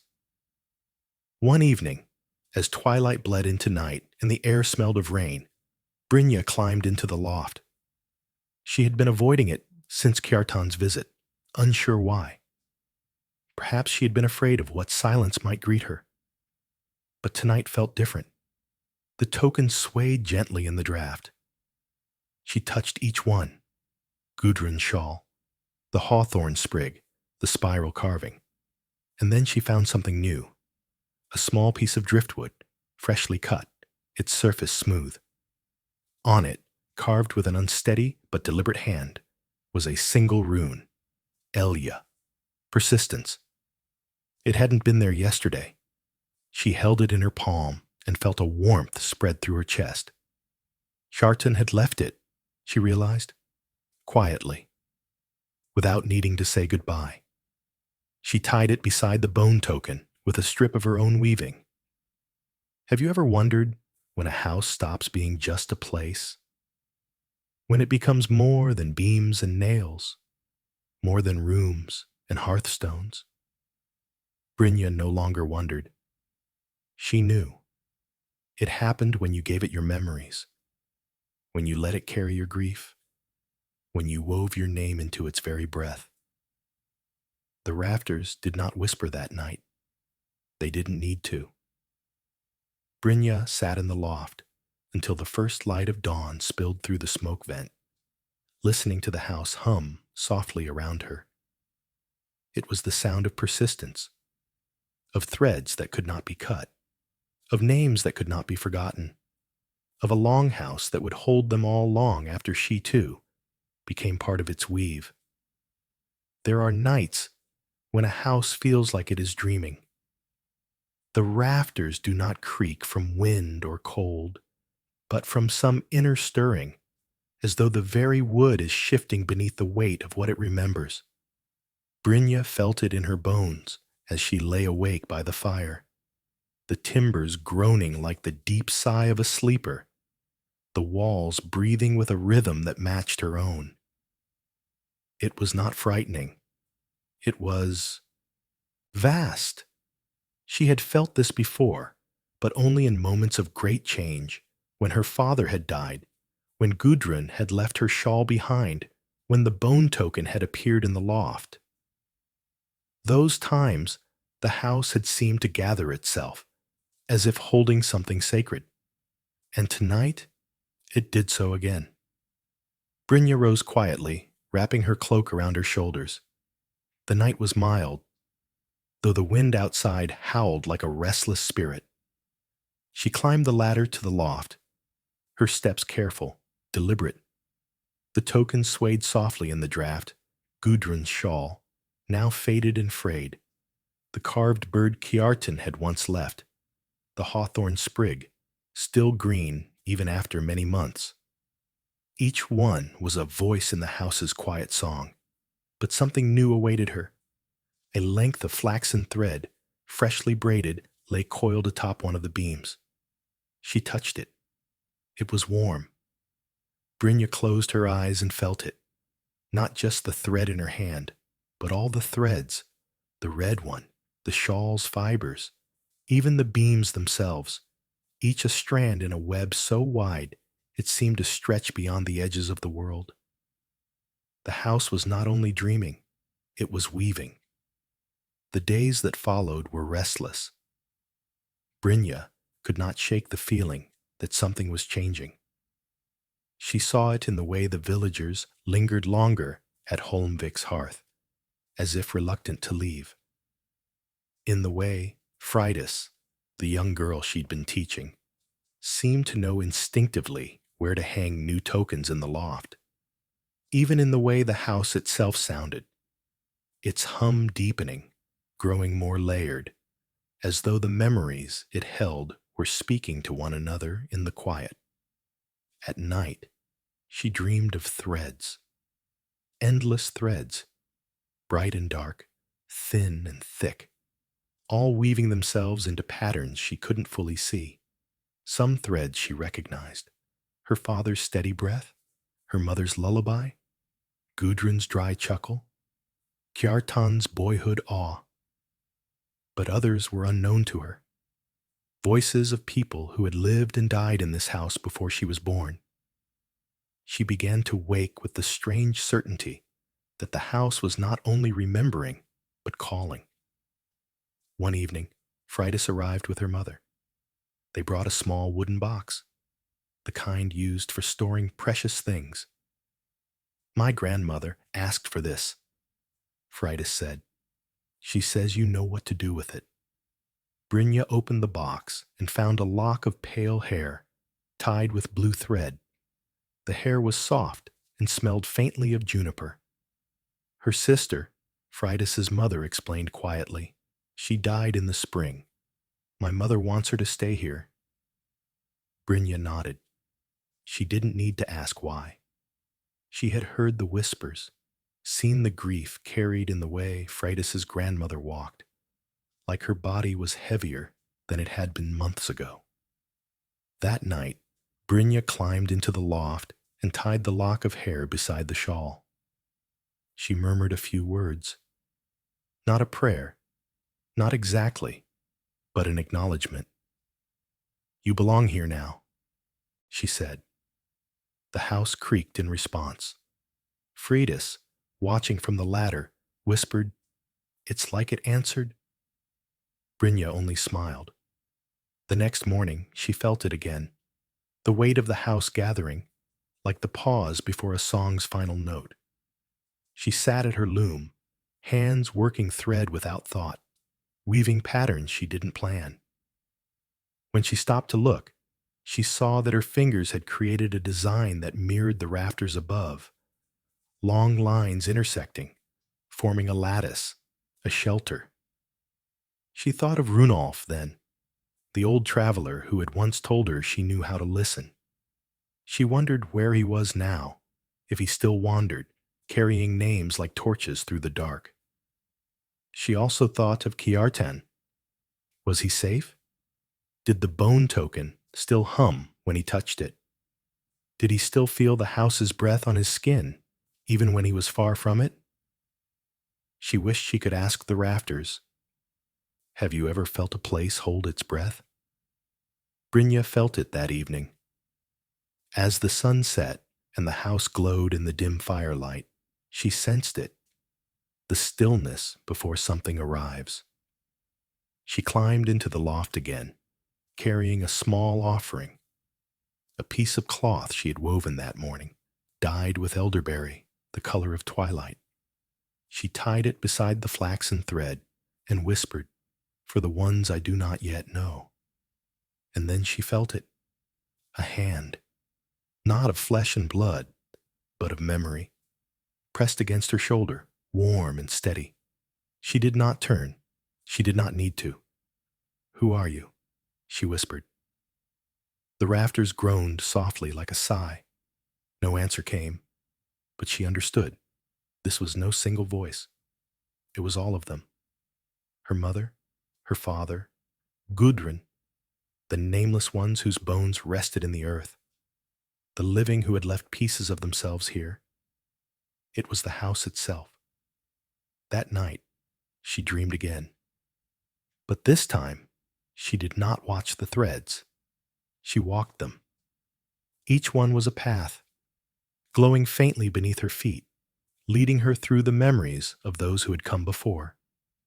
She saw her mother braiding her hair by the fire, her father shaping iron, the sweat glistening on his arms, Gudrun sitting by the door, her eyes soft with the kind of wisdom born from a long life. She walked farther and saw faces she didn't know, men with scars on their hands, women singing as they worked, children laughing as they chased each other around the hearth. Some faces were old, others impossibly young, but all of them turned toward her as she passed, acknowledging her as one of their own. And then she saw him, Runolf. He stood at the end of a long, glowing thread, staff in hand, his cloak heavy with travel. "You've learned?" he said. Brynja bowed her head. "I've been listening." "And what have you heard?" "That memory isn't something we keep," she said. "It's something we live inside." Runolf smiled. "Then you are ready." For what? She asked. To weave your own thread. She woke with the dawn, the dream lingering like a taste she couldn't name. Her hands moved without hesitation that morning. She set up her loom, chose her colors, deep brown for the earth, moss, green for the forests, ashen blue for the fjord, and began to weave. She worked until her fingers ached, until her back screamed for rest, but she didn't stop. By nightfall, she had created a single long cloth, patterned with spirals and runes, with lines that intersected like rafters. At the center, she embroidered one word, Holmvik. It wasn't for her. It wasn't for the villagers. It was for the house. When the cloth was finished, she climbed into the loft and hung it above the tokens. This is my thread, she said softly, my part of the weave. The house creaked, no, answered, and for the first time, Brynja understood what it meant to be fully at home. Have you ever wondered if a place could dream of you? Brynja no longer wondered. She knew. The days grew longer, yet the longhouse still felt as though it lived in twilight. Brynja woke with the sun each morning, yet a part of her remained in the dream she'd walked, that strange glowing web of threads, that meeting with Runolf, that moment when she'd been told she was ready to weave her own. She felt it now, more than ever. Her life was no longer hers alone. It belonged to the Rafters, to the house that hummed softly in the spaces between the world of the living and the quiet of memory. And in that belonging, she found peace. The villagers came often in the weeks that followed. Word had spread of the cloth she'd woven, the one hanging in the loft above the tokens, with its spiral patterns and the name of their home stitched into its heart. Some said they felt lighter standing beneath it, as though the weight of their grief or their fears settled into the beams above, woven into the fabric of the house itself. A fisherman came, his hands raw from the sea. My brother drowned last winter, he said, voice low. Would you add his name? A young mother arrived with a stillborn child swaddled in linen. I want her to be part of this place, she whispered. Brynja did not turn them away. She added new runes to the cloth, tiny but deliberate, each one a thread in the pattern. When she stitched them, she felt the house breathe, a slow, deep breath of acceptance. Frighten, the young girl Brynja had been teaching, grew bolder in her lessons. She learned how to weave with a steady hand, how to carve simple runes into wood, how to feel the house's hum and know what it meant. Will the Rafters ever speak to me like they speak to you? Frighten asked one day. They already do, Brynja replied. You just haven't learned their language yet. Frighten wrinkled her nose. What language is that? Brynja smiled faintly. Listening. Frighten didn't fully understand, but she tried. Brynja would catch her staring up at the beams, brow furrowed in concentration, as if waiting for a voice to slip into her ear. Perhaps, in time, she would hear it. Have you ever wondered if the things we build outlive us because they are meant to finish our stories? Brynja did. She thought often of her father, of her mother, of Gudrun, of the nameless dead whose threads she had inherited. The house had carried them all, their voices, their laughter, their silence. And now, she was part of that same weave. One evening, as the wind howled outside and the fjord roared like a restless god, Brynja climbed to the loft and pressed her palm against the cloth she had made. Do you remember them still? She whispered. The house creaked in answer, soft and low. Kjartan returned again in late summer. He was leaner than before, his face shadowed by hardship, but his eyes still held that boyish glint of awe when he stepped through the door. This place, he said quietly, it hasn't changed. No, Brynja replied. It changes us instead. They sat by the fire that night, sharing salted fish and honeyed bread. Kjartan told her of the southern halls he'd seen, grand, decorated with gold and silver, but hollow. They shine, he said, but they don't breathe. And do you? She asked. He looked at her, startled. Do I what? Do you breathe? Truly? For a long moment, he said nothing. Then he leaned back, staring at the rafters. Only here. That night, he climbed to the loft as he had before. Brynja followed. The token swayed gently in the draft. The shawl, the bone token, the flaxen braid, the driftwood rune for persistence. The cloth she had woven glowed in the dim light of the fire, its patterns alive with memory. Kjartan reached out and touched it. This is you, he said. It's all of us, she corrected. He nodded slowly. Then I want to add something. He pulled from his pack a small figure, a carving of two intertwined birds, their wings forming a knot. He placed it carefully between the tokens. For my mother, he said, and for me. Brynja did not speak. She only placed her hand over his for a moment, letting the silence hold the words they didn't need to say. That evening, Brynja dreamed again. She walked the threads of the great web, but this time they pulled her farther than before, beyond the faces she knew, beyond the hall of memories she had visited before. She came to a place where the threads met in a great, glowing knot, pulsing like a living heart. Runolf was there. Do you see it now? He asked. Brynja nodded. It's everything. It is everyone, he said. All the threads, all the voices, all the rafters that ever held us.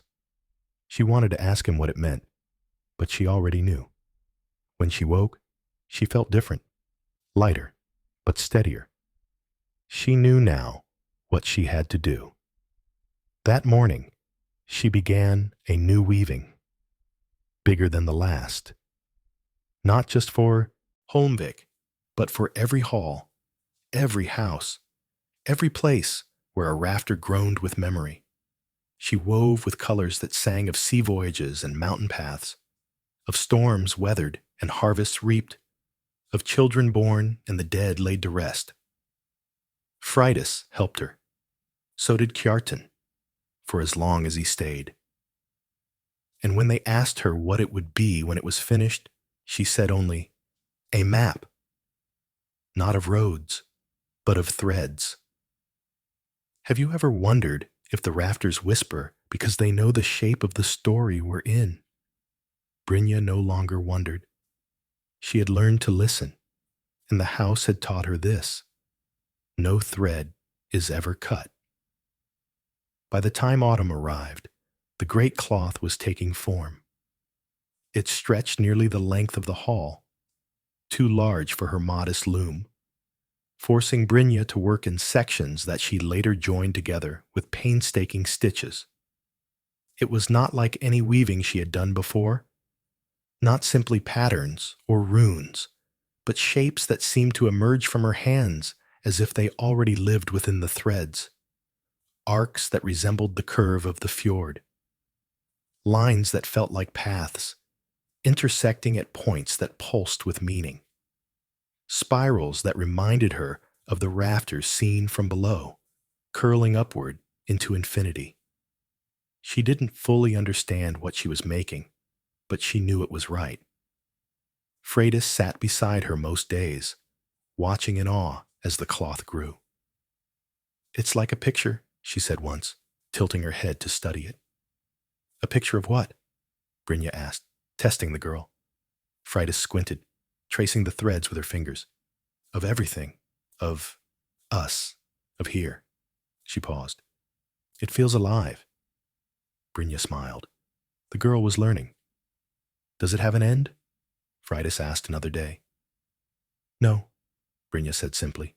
It never ends. Kjartan stayed longer this time. Perhaps it was the work that kept him, the weaving, the carving of new tokens for the beams, the steady rhythm of life in the longhouse. Or perhaps it was something deeper. He didn't speak of leaving, and Brynja didn't ask. At night, he helped mend the fishing nets or patch the roof. During the day, he gathered wood for winter and worked beside Frighten, teaching her how to carve small animals into scraps of driftwood. But sometimes she caught him staring at the cloth. "It's not a map, is it?" he said one evening when the fire had burned low. "Not of places," Brynja replied. "Of what then?" She hesitated. Her needle paused mid-stitch. "Of what binds us, of what makes us more than one life." He studied her for a long moment. "A map of memory." She nodded. "Yes." As the days grew shorter, the longhouse grew fuller. People came not just to visit, but to stay. A widow from the next village who had nowhere else to go. A boy whose father had sailed west and never returned. A young couple seeking warmth and shelter for their newborn. They brought with them small tokens: a ring, a strip of cloth, a wooden spoon carved with initials. And Brynja tied each one into the loft, letting the house claim them. Soon the rafters were crowded with offerings. They swayed gently in the draft, filling the air with a sound like wind chimes. Brynja liked to think of them as voices, all whispering together, their memories blending into the great hum of the house. At night, she sometimes dreamed of them. She walked the threads of her great weaving. But now those threads led her to people she'd never met. A woman singing by a fire hundreds of miles away. A boy carving runes in a hall long since fallen to ash. They looked at her with recognition, and she woke each time with tears on her cheeks. She told no one, but the house knew. Have you ever wondered if memory has weight? Brynja had. She felt it in the longhouse now, not as a burden, but as a fullness. Every new token, every name added to the cloth, made the air thicker, richer. It was like breathing in the stories of everyone who had ever crossed its threshold. Even Frighten felt it. "Sometimes I think the house is watching me," she said one afternoon, eyes wide. "It is," Brynja answered. The girl shivered. "Is that strange?" "No," Brynja said gently. "It means you belong to it now." One evening, Kjartan brought Brynja a new token, a shard of antler carved with interlocking knots. "For the ones who don't come home," he said quietly. Brynja tied it above the hearth, just beside her father's old hammer, and whispered a name she hadn't spoken in years. Thor Hall, her father. The house creaked in response. Kjartan lingered beside her. "Do you ever wonder," he said, "if we'll end up as just another token? Another thread in your cloth?" Brynja looked at him, her face unreadable. "Not just another, but yes. Isn't that what we're meant for? To be remembered? To be part of something larger than ourselves," she said. He didn't argue. The first frost came early that year, biting the air and turning the fjord to glass. Brynja finished the final section of the great cloth as the first snow fell. It was heavy now, almost too heavy for her to lift, but she managed to hang it in the loft, letting it drape like a second roof above them. Frighten stared at it in awe. "It looks like the sky," she whispered. Brynja thought of her dream, the web of threads, the glowing knot at its heart. "It is," she said softly. That night, they gathered beneath it. Brynja, Kjartan, Frighten, the new residents of the house, and shared a meal of roasted turnips and salted fish. They ate in silence at first, listening to the house hum above them. Then Kjartan spoke. "This house feels like it's alive." Brynja smiled faintly. "It is." Later, when the others slept, Brynja climbed into the loft one last time. She traced the runes and patterns of her great cloth, feeling the threads under her fingers. "Do you remember us? All?" she whispered to the rafters. The house groaned, soft and deep. She closed her eyes. For a moment, she imagined she was back in her dream, walking the threads of her great weaving. But she wasn't alone this time. Her mother walked beside her, her father, Gudrun, even Runolf, silent and knowing. And she understood. This was no map. It was a bridge between the living and the dead, between the past and the future, between the rafters that once whispered and the rafters that would one day carry her voice too. Have you ever wondered when you stop belonging to a place and it begins belonging to you? Brynja knew now. It was when your life became a thread in its weave. And she was ready. By midwinter, the fjord lay silent beneath its crust of ice, and the village huddled deep into itself. The longhouse at Holmvik, however, was anything but still. It pulsed with life, the crackle of the hearth, the soft laughter of Freydis and the other children, the steady rhythm of Kjartan's carving in the evenings. Even when no one spoke, the air seemed full, as though a quiet conversation was always underway between the walls, the beams, and the people who breathed beneath them. Brynja noticed it first. The hum in the rafters had changed. It was no longer just a vibration, no longer the simple creaking of wood. It had tone, cadence, like the first syllables of a song half remembered. She didn't tell anyone at first. She only listened. At night, she climbed the ladder to the loft and sat beneath the great cloth, staring at the tokens swaying gently in the draft. The sound was subtle, rising and falling like breath. She realized with a start that it was no longer the hum of one voice, but of many, threads woven into harmony. Her mother, her father, Gudrun, even the faint echo of Runolf's quiet knowing tone. The house wasn't just remembering anymore. It was speaking. One evening, as she sat in the loft listening, Freydis climbed up beside her. The girl had grown bolder these past months, more sure of herself. Her hair hung loose around her face, and her cheeks were flushed from the warmth of the fire below. "Do you hear it too?" Freydis whispered. Brynja turned to her, surprised. "You hear something?" Freydis nodded solemnly. "It sounds like singing, but I don't know the words." Brynja smiled faintly. "You're learning their language." "Whose language?" Brynja looked up at the beams. "The ones who came before." Freydis stared at the rafters, eyes wide. "Are they ghosts?" "No," Brynja said softly. "They're threads. Like you. Like me. Like this house."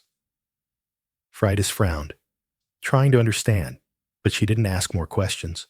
She simply leaned against Brynja and listened. In the days that followed, Brynja began teaching Freydis more than weaving.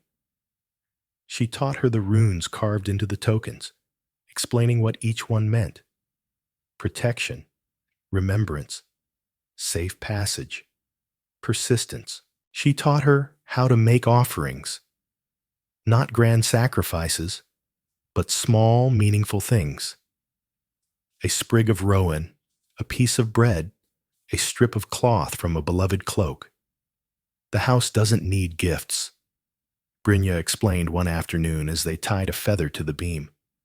"But we need to give them. It teaches us how to listen." "Does the house listen back?" Freydis asked. Brynja nodded. "Always." Kjartan had noticed the change too. One night, as they shared mead by the fire, he asked, "Do you think it's different now? The way it feels in here?" Brynja looked at him over the rim of her cup. "It's not just the house anymore. It's everything it's become. Kjartan leaned back, staring at the rafters. When I'm away, I dream of this place, of the beams and the smoke. I wake up thinking I can still hear it. That's because it's a part of you now, Brynja said. He didn't reply, but his gaze lingered on the tokens in the loft, as though memorizing them. Have you ever wondered what it means to truly belong somewhere? Brynja had. She thought of all the people who had passed through Holmvik, the fishermen who'd left offerings before dangerous journeys, the widows who'd laid their grief in the beams, the children who'd laughed beneath its roof. This house had held them all, and in doing so had become more than timber and stone. It had become a keeper of lives, and now it wanted to speak. As the darkest nights of the year drew near, Brynja decided to do something she had never done before. She would hold a vigil, not just for the living, but for the house and all its threads. She prepared for days, drying herbs for incense, brewing strong mead, and baking loaves of dense rye bread. She cleaned every corner of the longhouse, polishing the beams with oil until they glistened in the firelight.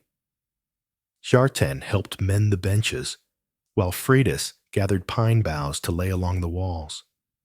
On the longest night of the year, they invited the villagers. They came in their heavy cloaks, their boots crusted with snow, carrying small tokens to add to the loft, wooden charms, bits of cloth, even locks of hair from those they wished to remember. When they were gathered, Brynja stood before the hearth. "This house has kept us," she said, her voice steady, though her heart pounded. "It has carried our names, our grief, our joy. Tonight, we thank it, and we add ourselves to its memory." One by one, they climbed to the loft and tied their offerings to the beams. The rafters creaked with the weight, but it was not strain. It was acceptance. When the last token was tied, Brynja sat cross-legged by the fire. "Now, we listen," she said, and they did. At first, there was only silence, broken by the occasional pop of the fire. But then, slowly, the hum began. It rose from the beams, from the walls, from the very bones of the house. It wasn't a single voice, but many, layered together in a sound like the earth itself breathing. The villagers shifted uneasily at first, but Brynja closed her eyes and let it wash over her. "Do you hear it?" she whispered. Kjartan's voice came from the darkness. "Yes." Freydis's small voice followed. "It's singing." And then, one by one, the others nodded. The house had spoken. They stayed that way for hours, listening. Some wept. Some prayed. Some simply sat in stillness, as though the sound had rooted them in place. When dawn finally broke, they left quietly, their faces changed, not with fear, but with awe. Kjartan lingered behind. As the others departed, he turned to Brynja. "What now?" he asked. She looked at the rafters. "Now we keep listening. Have you ever wondered if the places we build are waiting for us to remember them?" Brynja no longer wondered.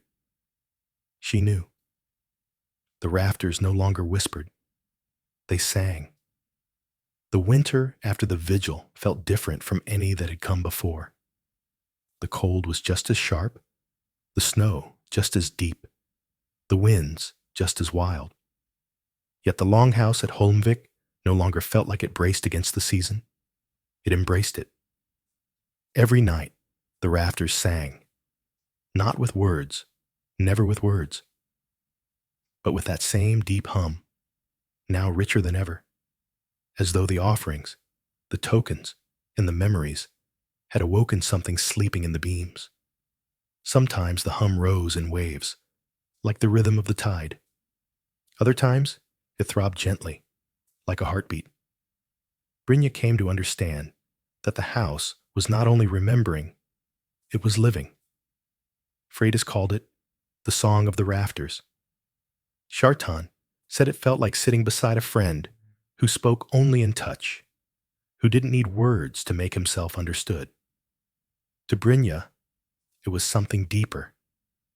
Not a song, not a voice, but the sound of the past and the present woven so tightly together that they could no longer be pulled apart. The villagers returned often, bringing more offerings to the loft. Some came quietly at night, tying tokens into the beams before slipping away.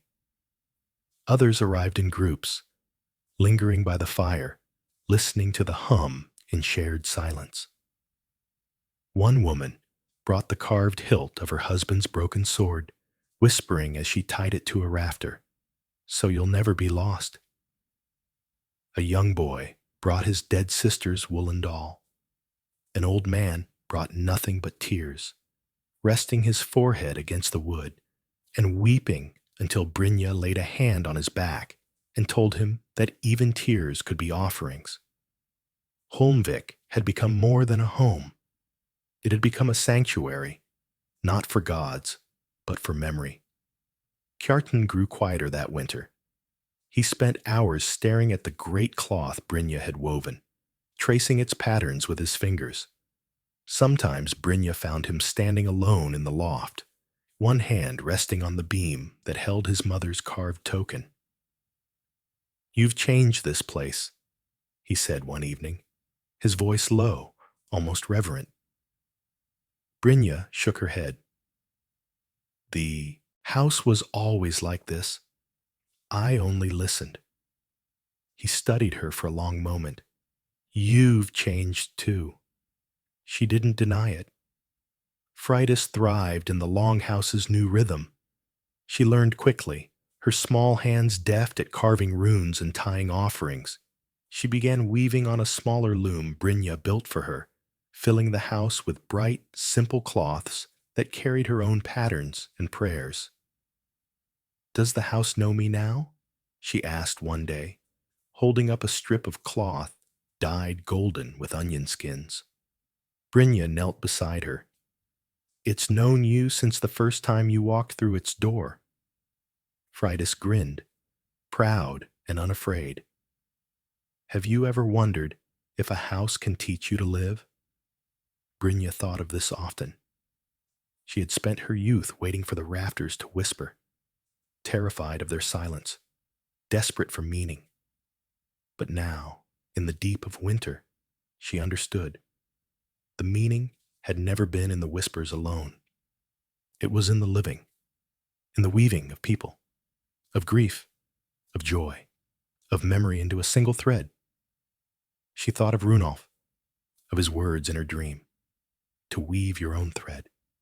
She realized she had done more than that. She had become part of the loom.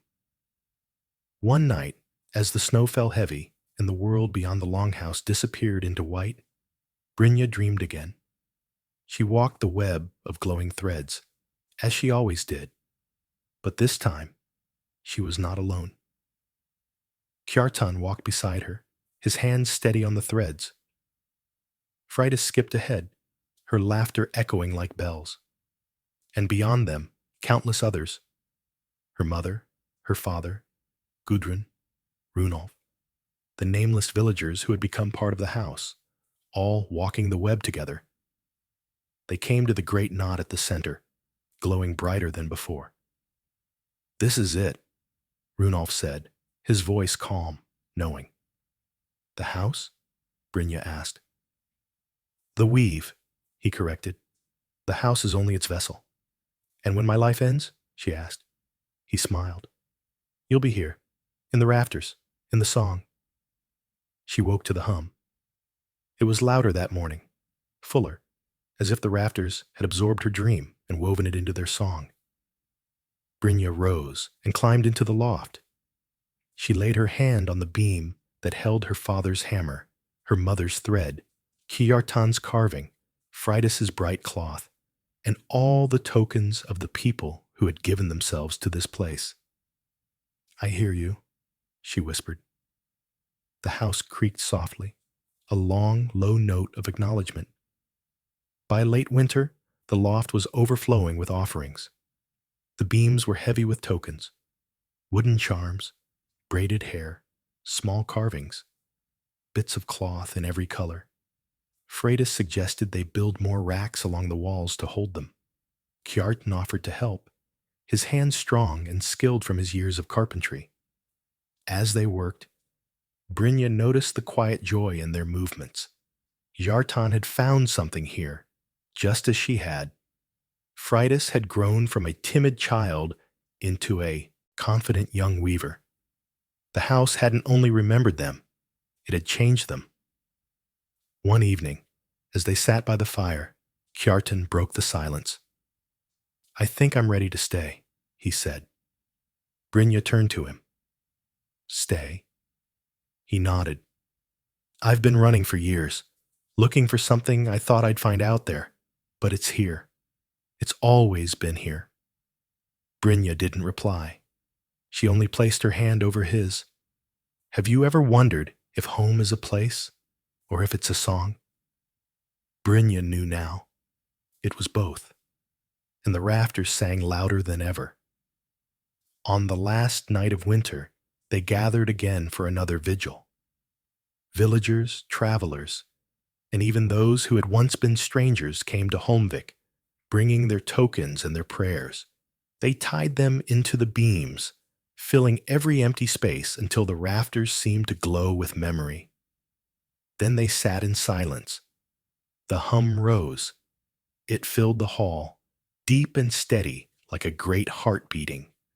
Some wept. Others closed their eyes, smiling through their tears. And Brynja, sitting beneath the great cloth she had woven, finally understood the truth. The rafters were not only calling, they were answering. When the ice on the fjord began to break, the sound of it echoed like drums through the valley, deep, cracking, rolling, as though the earth itself was waking. The longhouse at Holmvik creaked in harmony with it, its timbers shifting with the thaw. Brynja stood outside in the pale morning light, watching as mist rose from the water, feeling the promise of spring in the cold air that stung her cheeks. The rafters had not fallen silent through the winter. They still sang. Softer now, perhaps, but with a steadiness that felt eternal. Even when the house was empty, when the others had gone to gather firewood or fetch water, Brynja could feel it. That low hum in the bones of the hall, in the threads of her great cloth, in her own ribs when she lay on the hearthstones at night. The house had taught her many things over these seasons, but most of all, it had taught her that the threads of the living and the dead do not run parallel. They twist together. They knot. They pull tight when you think they'll break, and when they do break, the weave simply reshapes itself, making room for what comes next. Freydis had grown taller over the winter, her limbs lean and strong from work. She wove confidently now, her cloths bright and filled with symbols she'd invented herself. Kjartan had carved her a new loom, smaller than Brynja's, but steady, and she worked it each morning with the diligence of someone who knew she was learning to leave a mark. "Do you think the house knows my patterns?" she asked one day, as Brynja checked the tension on her warped threads. Brynja smiled. "It knows everything you give it. Every thread.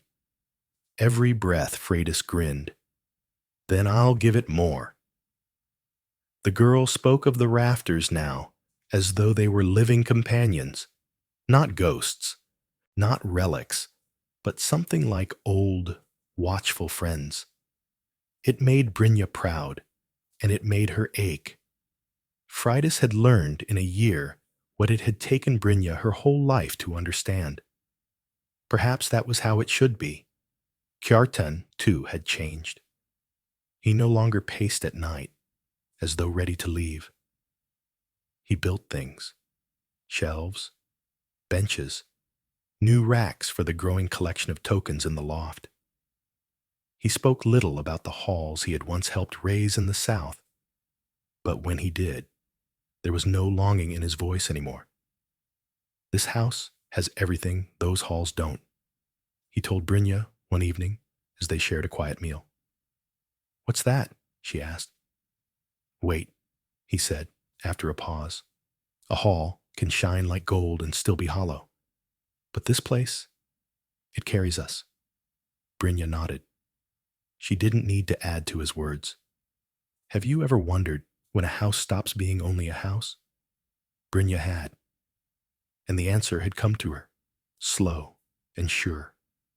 It was when the house began to mirror the people within it, when their grief and joy, their births and deaths, their quiet prayers and loud laughter echoed in its beams until the house itself became a living memory. And Holmvik was alive. The thaw brought travelers. One by one, they came. Traders, wanderers, distant kin. Some stayed for a night, sharing stories over mead. Others stayed longer, leaving behind small tokens as thanks. A bit of foreign cloth, a trinket from the East, a carved idol whose features had been worn smooth by many hands. Brynja tied them into the loft without hesitation, knowing that the rafters would keep them as they kept all things. One traveler, an old woman with hair like snow and eyes like smoke, watched Brynja as she worked. You've made this place into a hall of memory, she said. Brynja glanced up from her stitching. It was already one. I only gave it a voice. The woman nodded. Keep listening. One day it will teach you your own ending. Those words stayed with her. That night, Brynja dreamed again. She walked the web of threads as she had many times before. But this time, the web didn't stretch into endless darkness.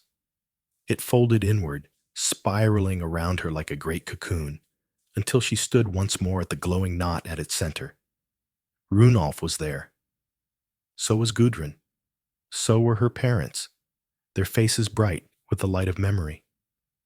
You've woven yourself into it, Runolf said. Brynja bowed her head. I wanted to. It was never a choice, Gudrun said gently.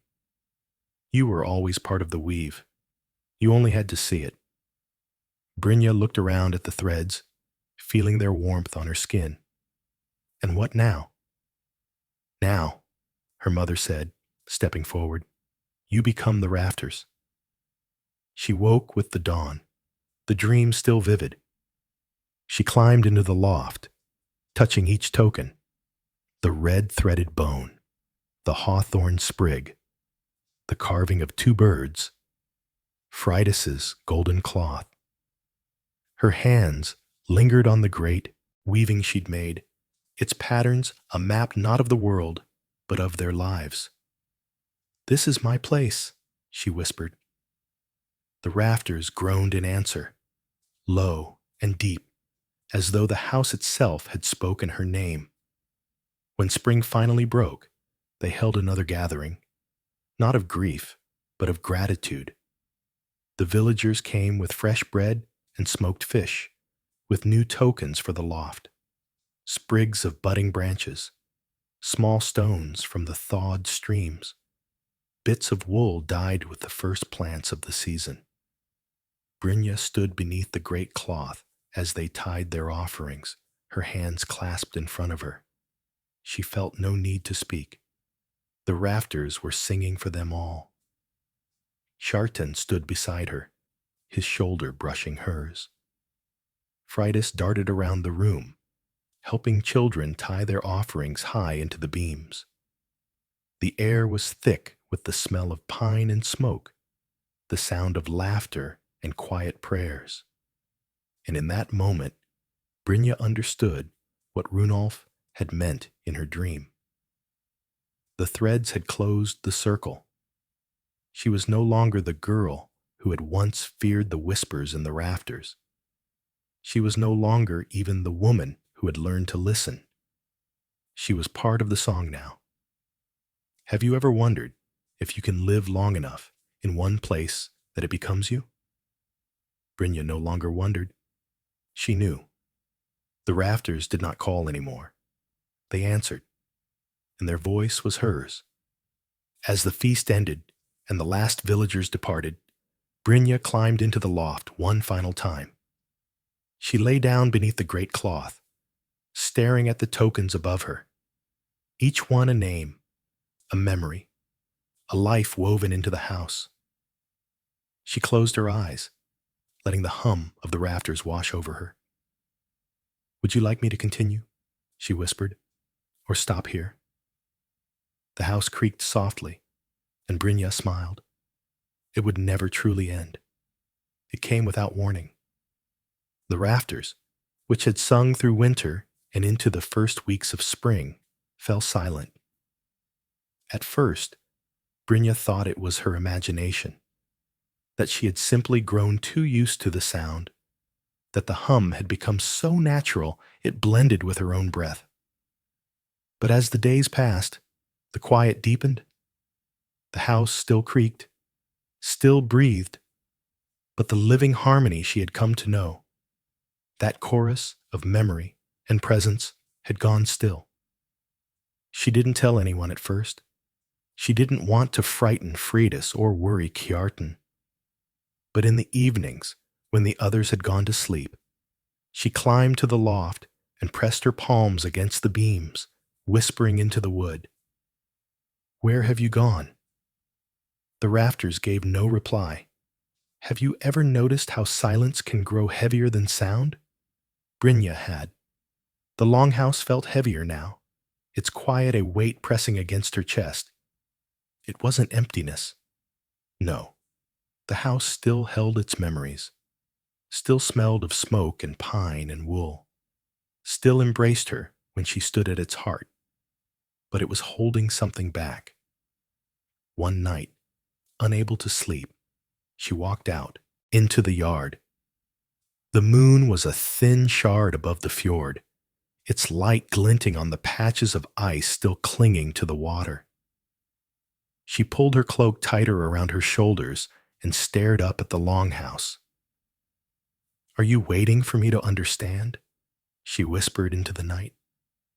Kjartan noticed the change in her.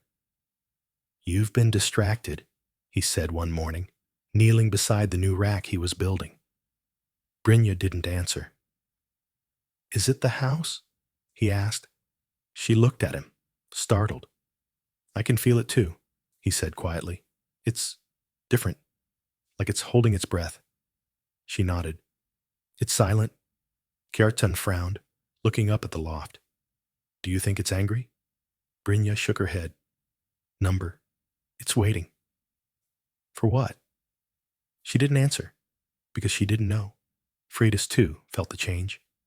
The song stopped, she told Brynja one afternoon as they wove side by side. "Did we do something wrong?" "No," Brynja said softly. "Then why won't it sing?"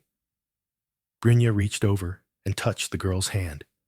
"Sometimes even the rafters need silence. We'll wait with them." Freydis didn't seem satisfied with that answer, but she nodded and went back to her weaving. The days lengthened.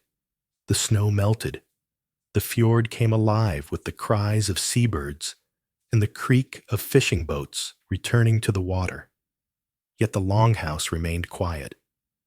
The villagers still came, bringing tokens and prayers, but even they seemed to sense the difference. They tied their offerings to the loft in silence, their eyes darting nervously to the beams, as though afraid they had somehow lost the favor of the house. But Brynja knew better. This wasn't abandonment.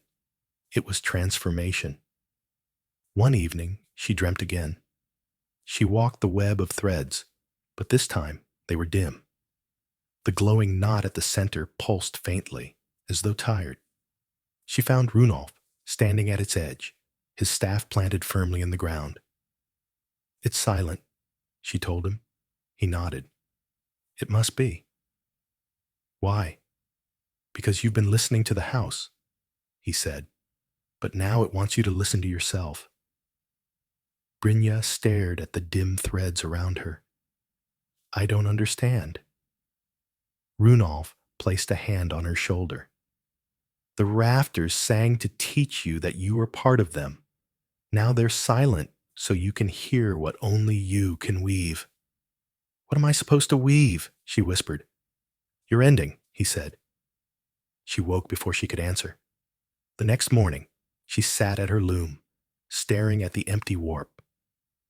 She had no pattern, no colors prepared, no vision, and yet her fingers moved. Slowly, deliberately, they pulled thread through thread, shaping something she couldn't yet name. Freydis watched from the doorway. What are you making? Brynja paused. I don't know yet, but she knew it mattered. Kjartan found her that night, still weaving by the dim firelight. Is this what it wants from you? He asked gently. Yes, Brynja said. It wants my ending. Kjartan's jaw tightened. Don't talk like that. She looked up at him, her gaze steady.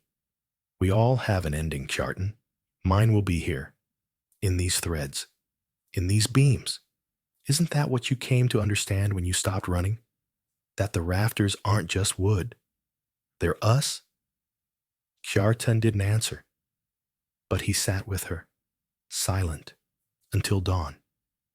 Have you ever wondered what it means to be ready for death?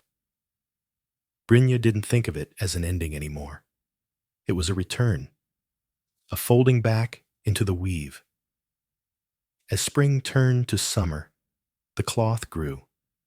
It was larger than anything she had ever made, its patterns intricate and wild, full of spirals and knots that echoed the shape of the rafters. She dyed it with the last of her stored berries, so it glowed like wine and blood, like life and memory woven together. When it was finished, she climbed into the loft and hung it herself, draping it across the beams so that it covered the entire ceiling above the hearth. The villagers came to see it.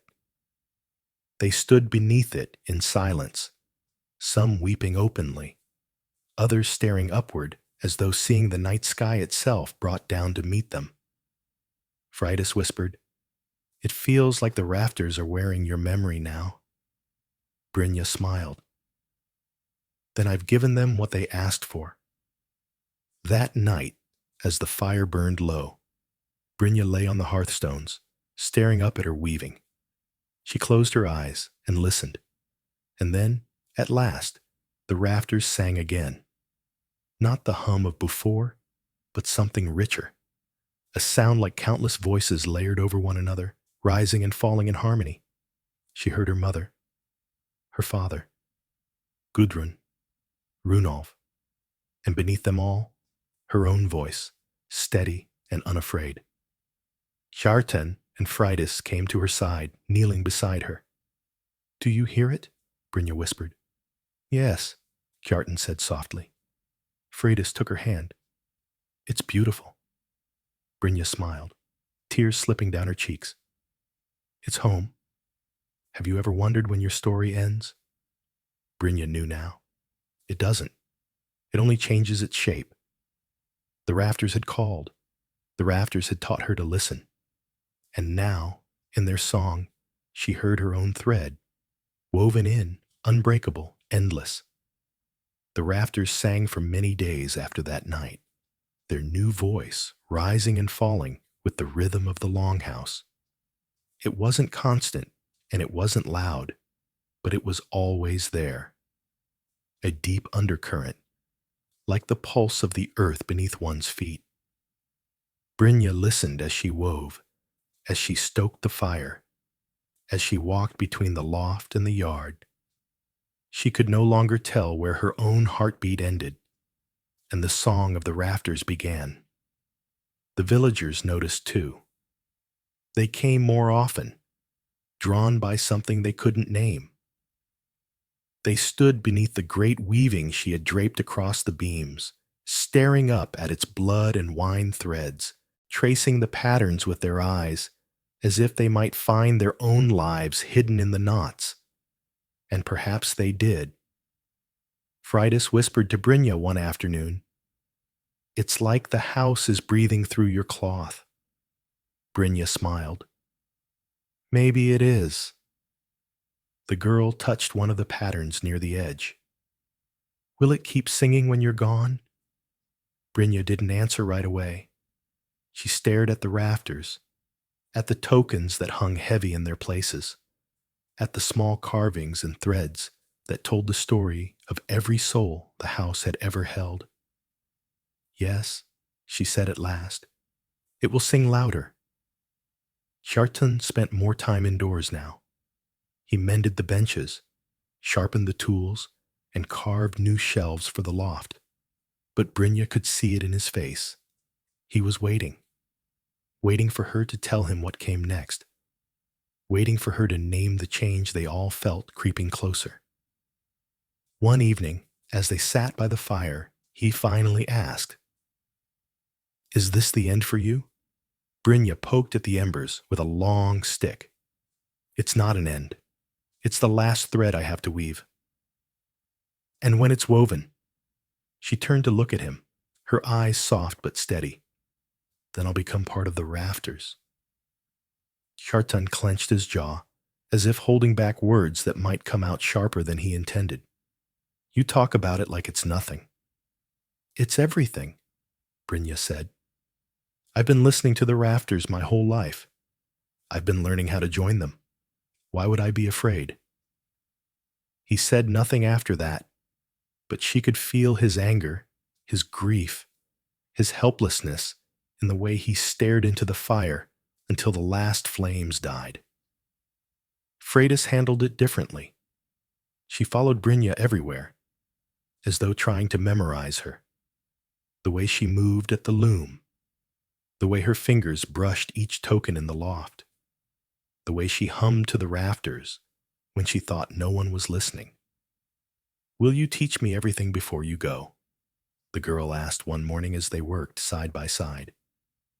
Brynja touched her cheek. "I already have." "But what if I forget something?" "Then the house will teach you the rest." Freydis blinked hard, as if holding back tears. "I don't want you to go." Brynja pulled her close. "You'll never be without me. Not here. Not in this house. Have you ever wondered if you can choose the way you leave the world?" Brynja had. And she decided she would leave not as one who was taken, but as one who gave herself. The day came in early summer. The air was thick with the smell of wildflowers, and the fjord glittered like hammered silver under the high sun. Brynja rose before dawn, stoked the fire, and dressed in her finest wool. A deep green cloak her mother had woven long ago, a simple bronze brooch at her shoulder. She climbed into the loft, alone this time, and touched each token: the bone wrapped in red thread, the hawthorn sprig, Gudrun's shawl, the carving of two birds, Freydis's golden cloth, Kjartan's antler charm. Each one was warm, alive with the song of the rafters. "Thank you," she whispered to them all. Then she lay down beneath her great weaving, her head resting on her folded hands, and closed her eyes. Kjartan found her there an hour later. He didn't weep. Not at first. He simply sat beside her, staring at the stillness of her chest, listening to the rafters hum above them. Freydis came soon after. She climbed into the loft, took Brynja's hand, and wept quietly, her tears soaking into the wool of that old green cloak. The house sang for her. Not the soft hum of memory, but a full, rising harmony. A song of threads pulling tight, of a life being woven into the greater pattern. They buried her beneath the old pine beside her parents, but they knew she wasn't really there. She was in the longhouse, in the great weaving, in every beam that creaked, every token that swayed, every breath of the rafters' eternal song. Kjartan stayed. He became the caretaker of Holmvik, his broad hands maintaining the house that had taken Brynja into its memory. Freydis grew into her role as the next weaver, her small loom replaced by Brynja's larger one. She added new patterns to the great cloth, whispering prayers as she worked.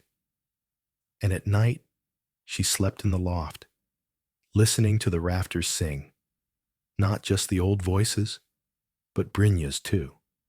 Have you ever wondered if death is the end of a voice? Brynja knew now. It isn't. It changes its shape. The rafters never whispered again. They sang. And if you stood in the longhouse at night, beneath the great cloth that held the memory of all who had come before, you could almost hear her, Brynja, humming softly with the house that had been her whole life.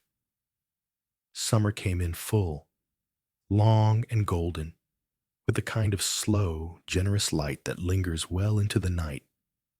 Yet inside the longhouse, the seasons felt unchanged, for the rafters still sang, carrying with them that layered harmony of all who had been. Brynja's voice, soft and steady, had joined them. It didn't startle Kjartan anymore when he heard it. It didn't make Freydis cry. It only filled the air, like the scent of smoke in the wool, a constant presence, part of the house, part of them. Kjartan had kept his word. He stayed.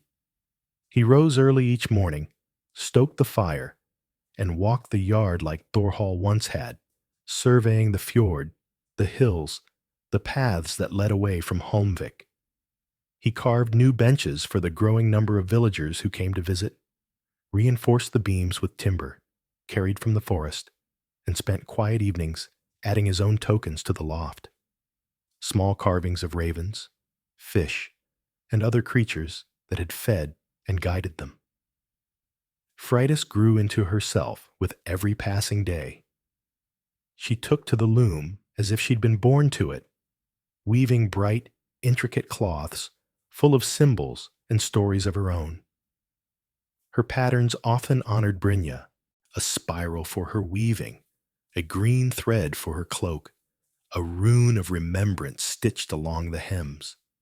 She sang as she worked, sometimes humming the melodies Brynja used to sing, sometimes inventing her own. And the rafters answered her. "Did you hear that?" she asked Kjartan one evening, her head tilted toward the beams as they groaned and hummed. Kjartan nodded. "I hear them. I hear her." Have you ever wondered if a house can become more than wood, more than walls? Holmvik had. It had ceased to be only a longhouse long ago. It had become a hall of memory, a hall of voices, a hall of breath. And now, with Brynja fully part of it, it felt endless. The villagers still came. They brought their tokens, locks of hair, carved runes, simple items from their daily lives. They spoke of their dead, their living, their hopes for the children who would grow beneath these same rafters. Some stayed for days, sleeping on the benches by the fire. Others lingered at the doorway, too shy to enter, but unwilling to leave without placing their offering at the threshold. "It's become a hall for everyone," one woman said, kneeling by the hearth. "It remembers us when we can't bear to remember ourselves." Kjartan didn't correct her. He only nodded. Freydis asked more questions than ever now. "Do you think Brynja knows we're here?" she asked one night, as she and Kjartan sat beneath the great weaving. "Yes," Kjartan said. "How do you know?" He tilted his head toward the beams. "Because I hear her in the rafters, and when I close my eyes I can almost feel her hand on my shoulder, the way she used to." Freydis wrapped her arms around her knees. "Do you think I'll hear them when I'm as old as you?" "You'll hear them better than I do," Kjartan said with a small smile. "You're part of their song already." As summer ripened, Freydis began a new weaving, one bigger than anything she had attempted before. It's for the sky, she told Carton when he asked what it would be. The sky. Frighten nodded. Brynja used to say the rafters were like the branches of a tree, holding up the roof of the world. I want to give them the sky to hold, too. Her weaving was wild and full of colors Kjartan had never seen on her loom before. Deep blues for the night, golden threads for the long summer sun, streaks of pale silver for the moonlight that trickled through the smoke vent at night. It took her weeks, her hands raw from the work, her eyes tired from staring at fine details in the firelight. When it was done, Kjartan helped her climb to the loft and hang it beside Brynja's great cloth. For a moment, they both stood there in silence, staring at the two weavings side by side, one of blood and wine, one of sky and light. It feels like she's still teaching me, Frighten whispered. She is, Kjartan said. Have you ever wondered how many lives can fit inside one house? Kjartan wondered that often now. Every creak, every hum, every breath of smoke rising from the hearth felt like it carried the weight of generations. And he realized something Brynja had always known. When you give your memory to a place like this, you never leave it. The rafters sang more clearly than ever in the late summer. Sometimes Kjartan swore he could make out words in their hum, not in his language or any he'd heard before, but in meaning. A tone of comfort when he sat by the fire, a note of warning when storms rolled over the fjord, a low, almost playful lilt when Freydis laughed as she worked. Once, in the stillness of night, when he sat awake by the dying fire, he whispered, "Brynja, are you there?" And the rafters groaned in reply, a sound so deep and familiar that it sent warmth spreading through his chest. Visitors from distant villages began to bring news of what they'd heard. They say Holmvik is a house that sings, one trader told them, wide-eyed, that its rafters hold the voices of the dead. They're not wrong, Kjartan said simply. The trader blinked at him, unsure if it was a jest. It's a good thing, Kjartan added after a moment. By autumn, the house was more alive than ever. The villagers came for another vigil before the harvest, filling the hall with food and laughter and solemn offerings for those they'd lost. Freydis led them in, tying new tokens into the loft, sprigs of dried herbs for safe journeys, carved fish for good catches, bright cloths to celebrate new births. Kjartan stood at the hearth, listening to the rafters hum above them all, and for the first time, he felt that the song wasn't only for them, it was for the house itself, for its joy in being alive. Have you ever wondered if a house can carry the sky? Holmvik did, and in its rafters, beneath the great weavings of Brynja and Freydis, beneath the tokens and carvings of countless hands, it held the voices of the living and the dead like constellations, unbroken, eternal, endless. That night, Kjartan lay awake on his bench, staring at the roof. The rafters sang softly, and for a fleeting moment, he felt Brynja there beside him, humming the way she used to. He closed his eyes, listening. He didn't need words. The house had become the sky, and the sky was full of voices. Autumn came soft that year, like a slow exhale. The fjord mirrored the sky in still pools of silver and ash, and the wind carried the smell of pine needles and salt. Inside the longhouse, the rafters sang in low, steady harmony, not as bright as summer's song, not as heavy as winter's hum, but something in between, a song of balance, a song of continuity.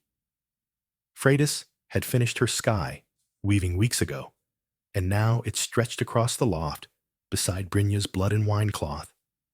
The two weavings met in the middle, like hands clasping, their threads dancing together in the dim firelight. It felt as though Brynja's final gift had found its answer, and together they framed the roof like a night sky holding the memory of all beneath it. Kjartan stood in the doorway that evening, watching the last light fade from the horizon. He had grown older in quiet ways, not in years, but in weight.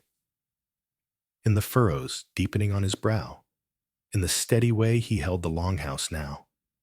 It was his as much as it had ever been Brynja's, though he never claimed it. He was simply its caretaker, its listener.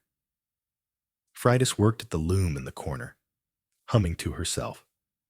She'd begun adding golden threads to her cloths again, a bright, stubborn color against the muted tones of the season. When Kjartan asked her why, she only said, "So, the rafters don't forget the sun when winter comes." The rafters answered her with a soft creak, and Kjartan smiled. Have you ever wondered what becomes of us when we're gone? Holmvik knew. The house had learned to hold them all. That night, as the fire burned low, and the villagers returned to their homes, Kjartan and Freydis sat together by the hearth. The rafters sang their slow autumn song above them, a lullaby of creaking timbers and soft, layered memory. Do you think Brynja's proud of us? Freydis asked suddenly. Kjartan nodded. I think she sings louder when you weave. I think that's her way of telling you. Freydis tilted her head toward the beams. Do you think we'll ever meet her? Really meet her? Kjartan thought for a moment. We already do, every day. Freydis smiled at that and rested her head against his shoulder. Later, when the fire had dwindled to embers and the house had grown still, Kjartan climbed the ladder to the loft. He stood beneath the weavings, staring up at them, tracing their patterns with his calloused fingers. I hear you, he whispered. The rafters groaned, long and low, like the deep sigh of an old friend. Kjartan closed his eyes. He wasn't Brynja. He couldn't weave his soul into cloth or teach the rafters to speak in song, but he knew how to listen, and he knew that listening was enough. Freydis came up behind him, barefoot and quiet. Do you think the house will ever stop singing? She asked. Kjartan shook his head. Number. Not as long as there's someone to listen. Not as long as someone keeps giving it their threads. Freydis reached up and tied a new piece of cloth into the beams. A simple strip of green wool, stitched with a single rune. Elya, persistence. For Brynja, she said. For all of us, Kjartan added. The rafters answered them with a sound that filled the loft, deep and resonant, like the whole house had drawn breath and released it in a single note. They stayed there for a long time, just listening. Have you ever wondered if a house can love? Holmvik could, and in its love, it remembered everything. When winter came, they would fill the loft with more tokens. When spring returned, they would open the doors to travelers. When summer ripened, Freydis would weave new skies, and through it all, the rafters would sing. Of Brynja, of Thorhall, of Gudrun, of all who had come and gone, of all who would one day find their place in the beams. It would never stop. Not here. Not in this house that remembered everything. And if you came to Holmvik on a quiet night, stood beneath those rafters, and closed your eyes, you'd hear it too. The voices, the threads, the house, and maybe, if you listened long enough, you'd hear Brynja humming with them, her song endless, woven into the very bones of the longhouse that had become the sky. The rafters no longer called. They no longer whispered. They sang, and their song would go on forever.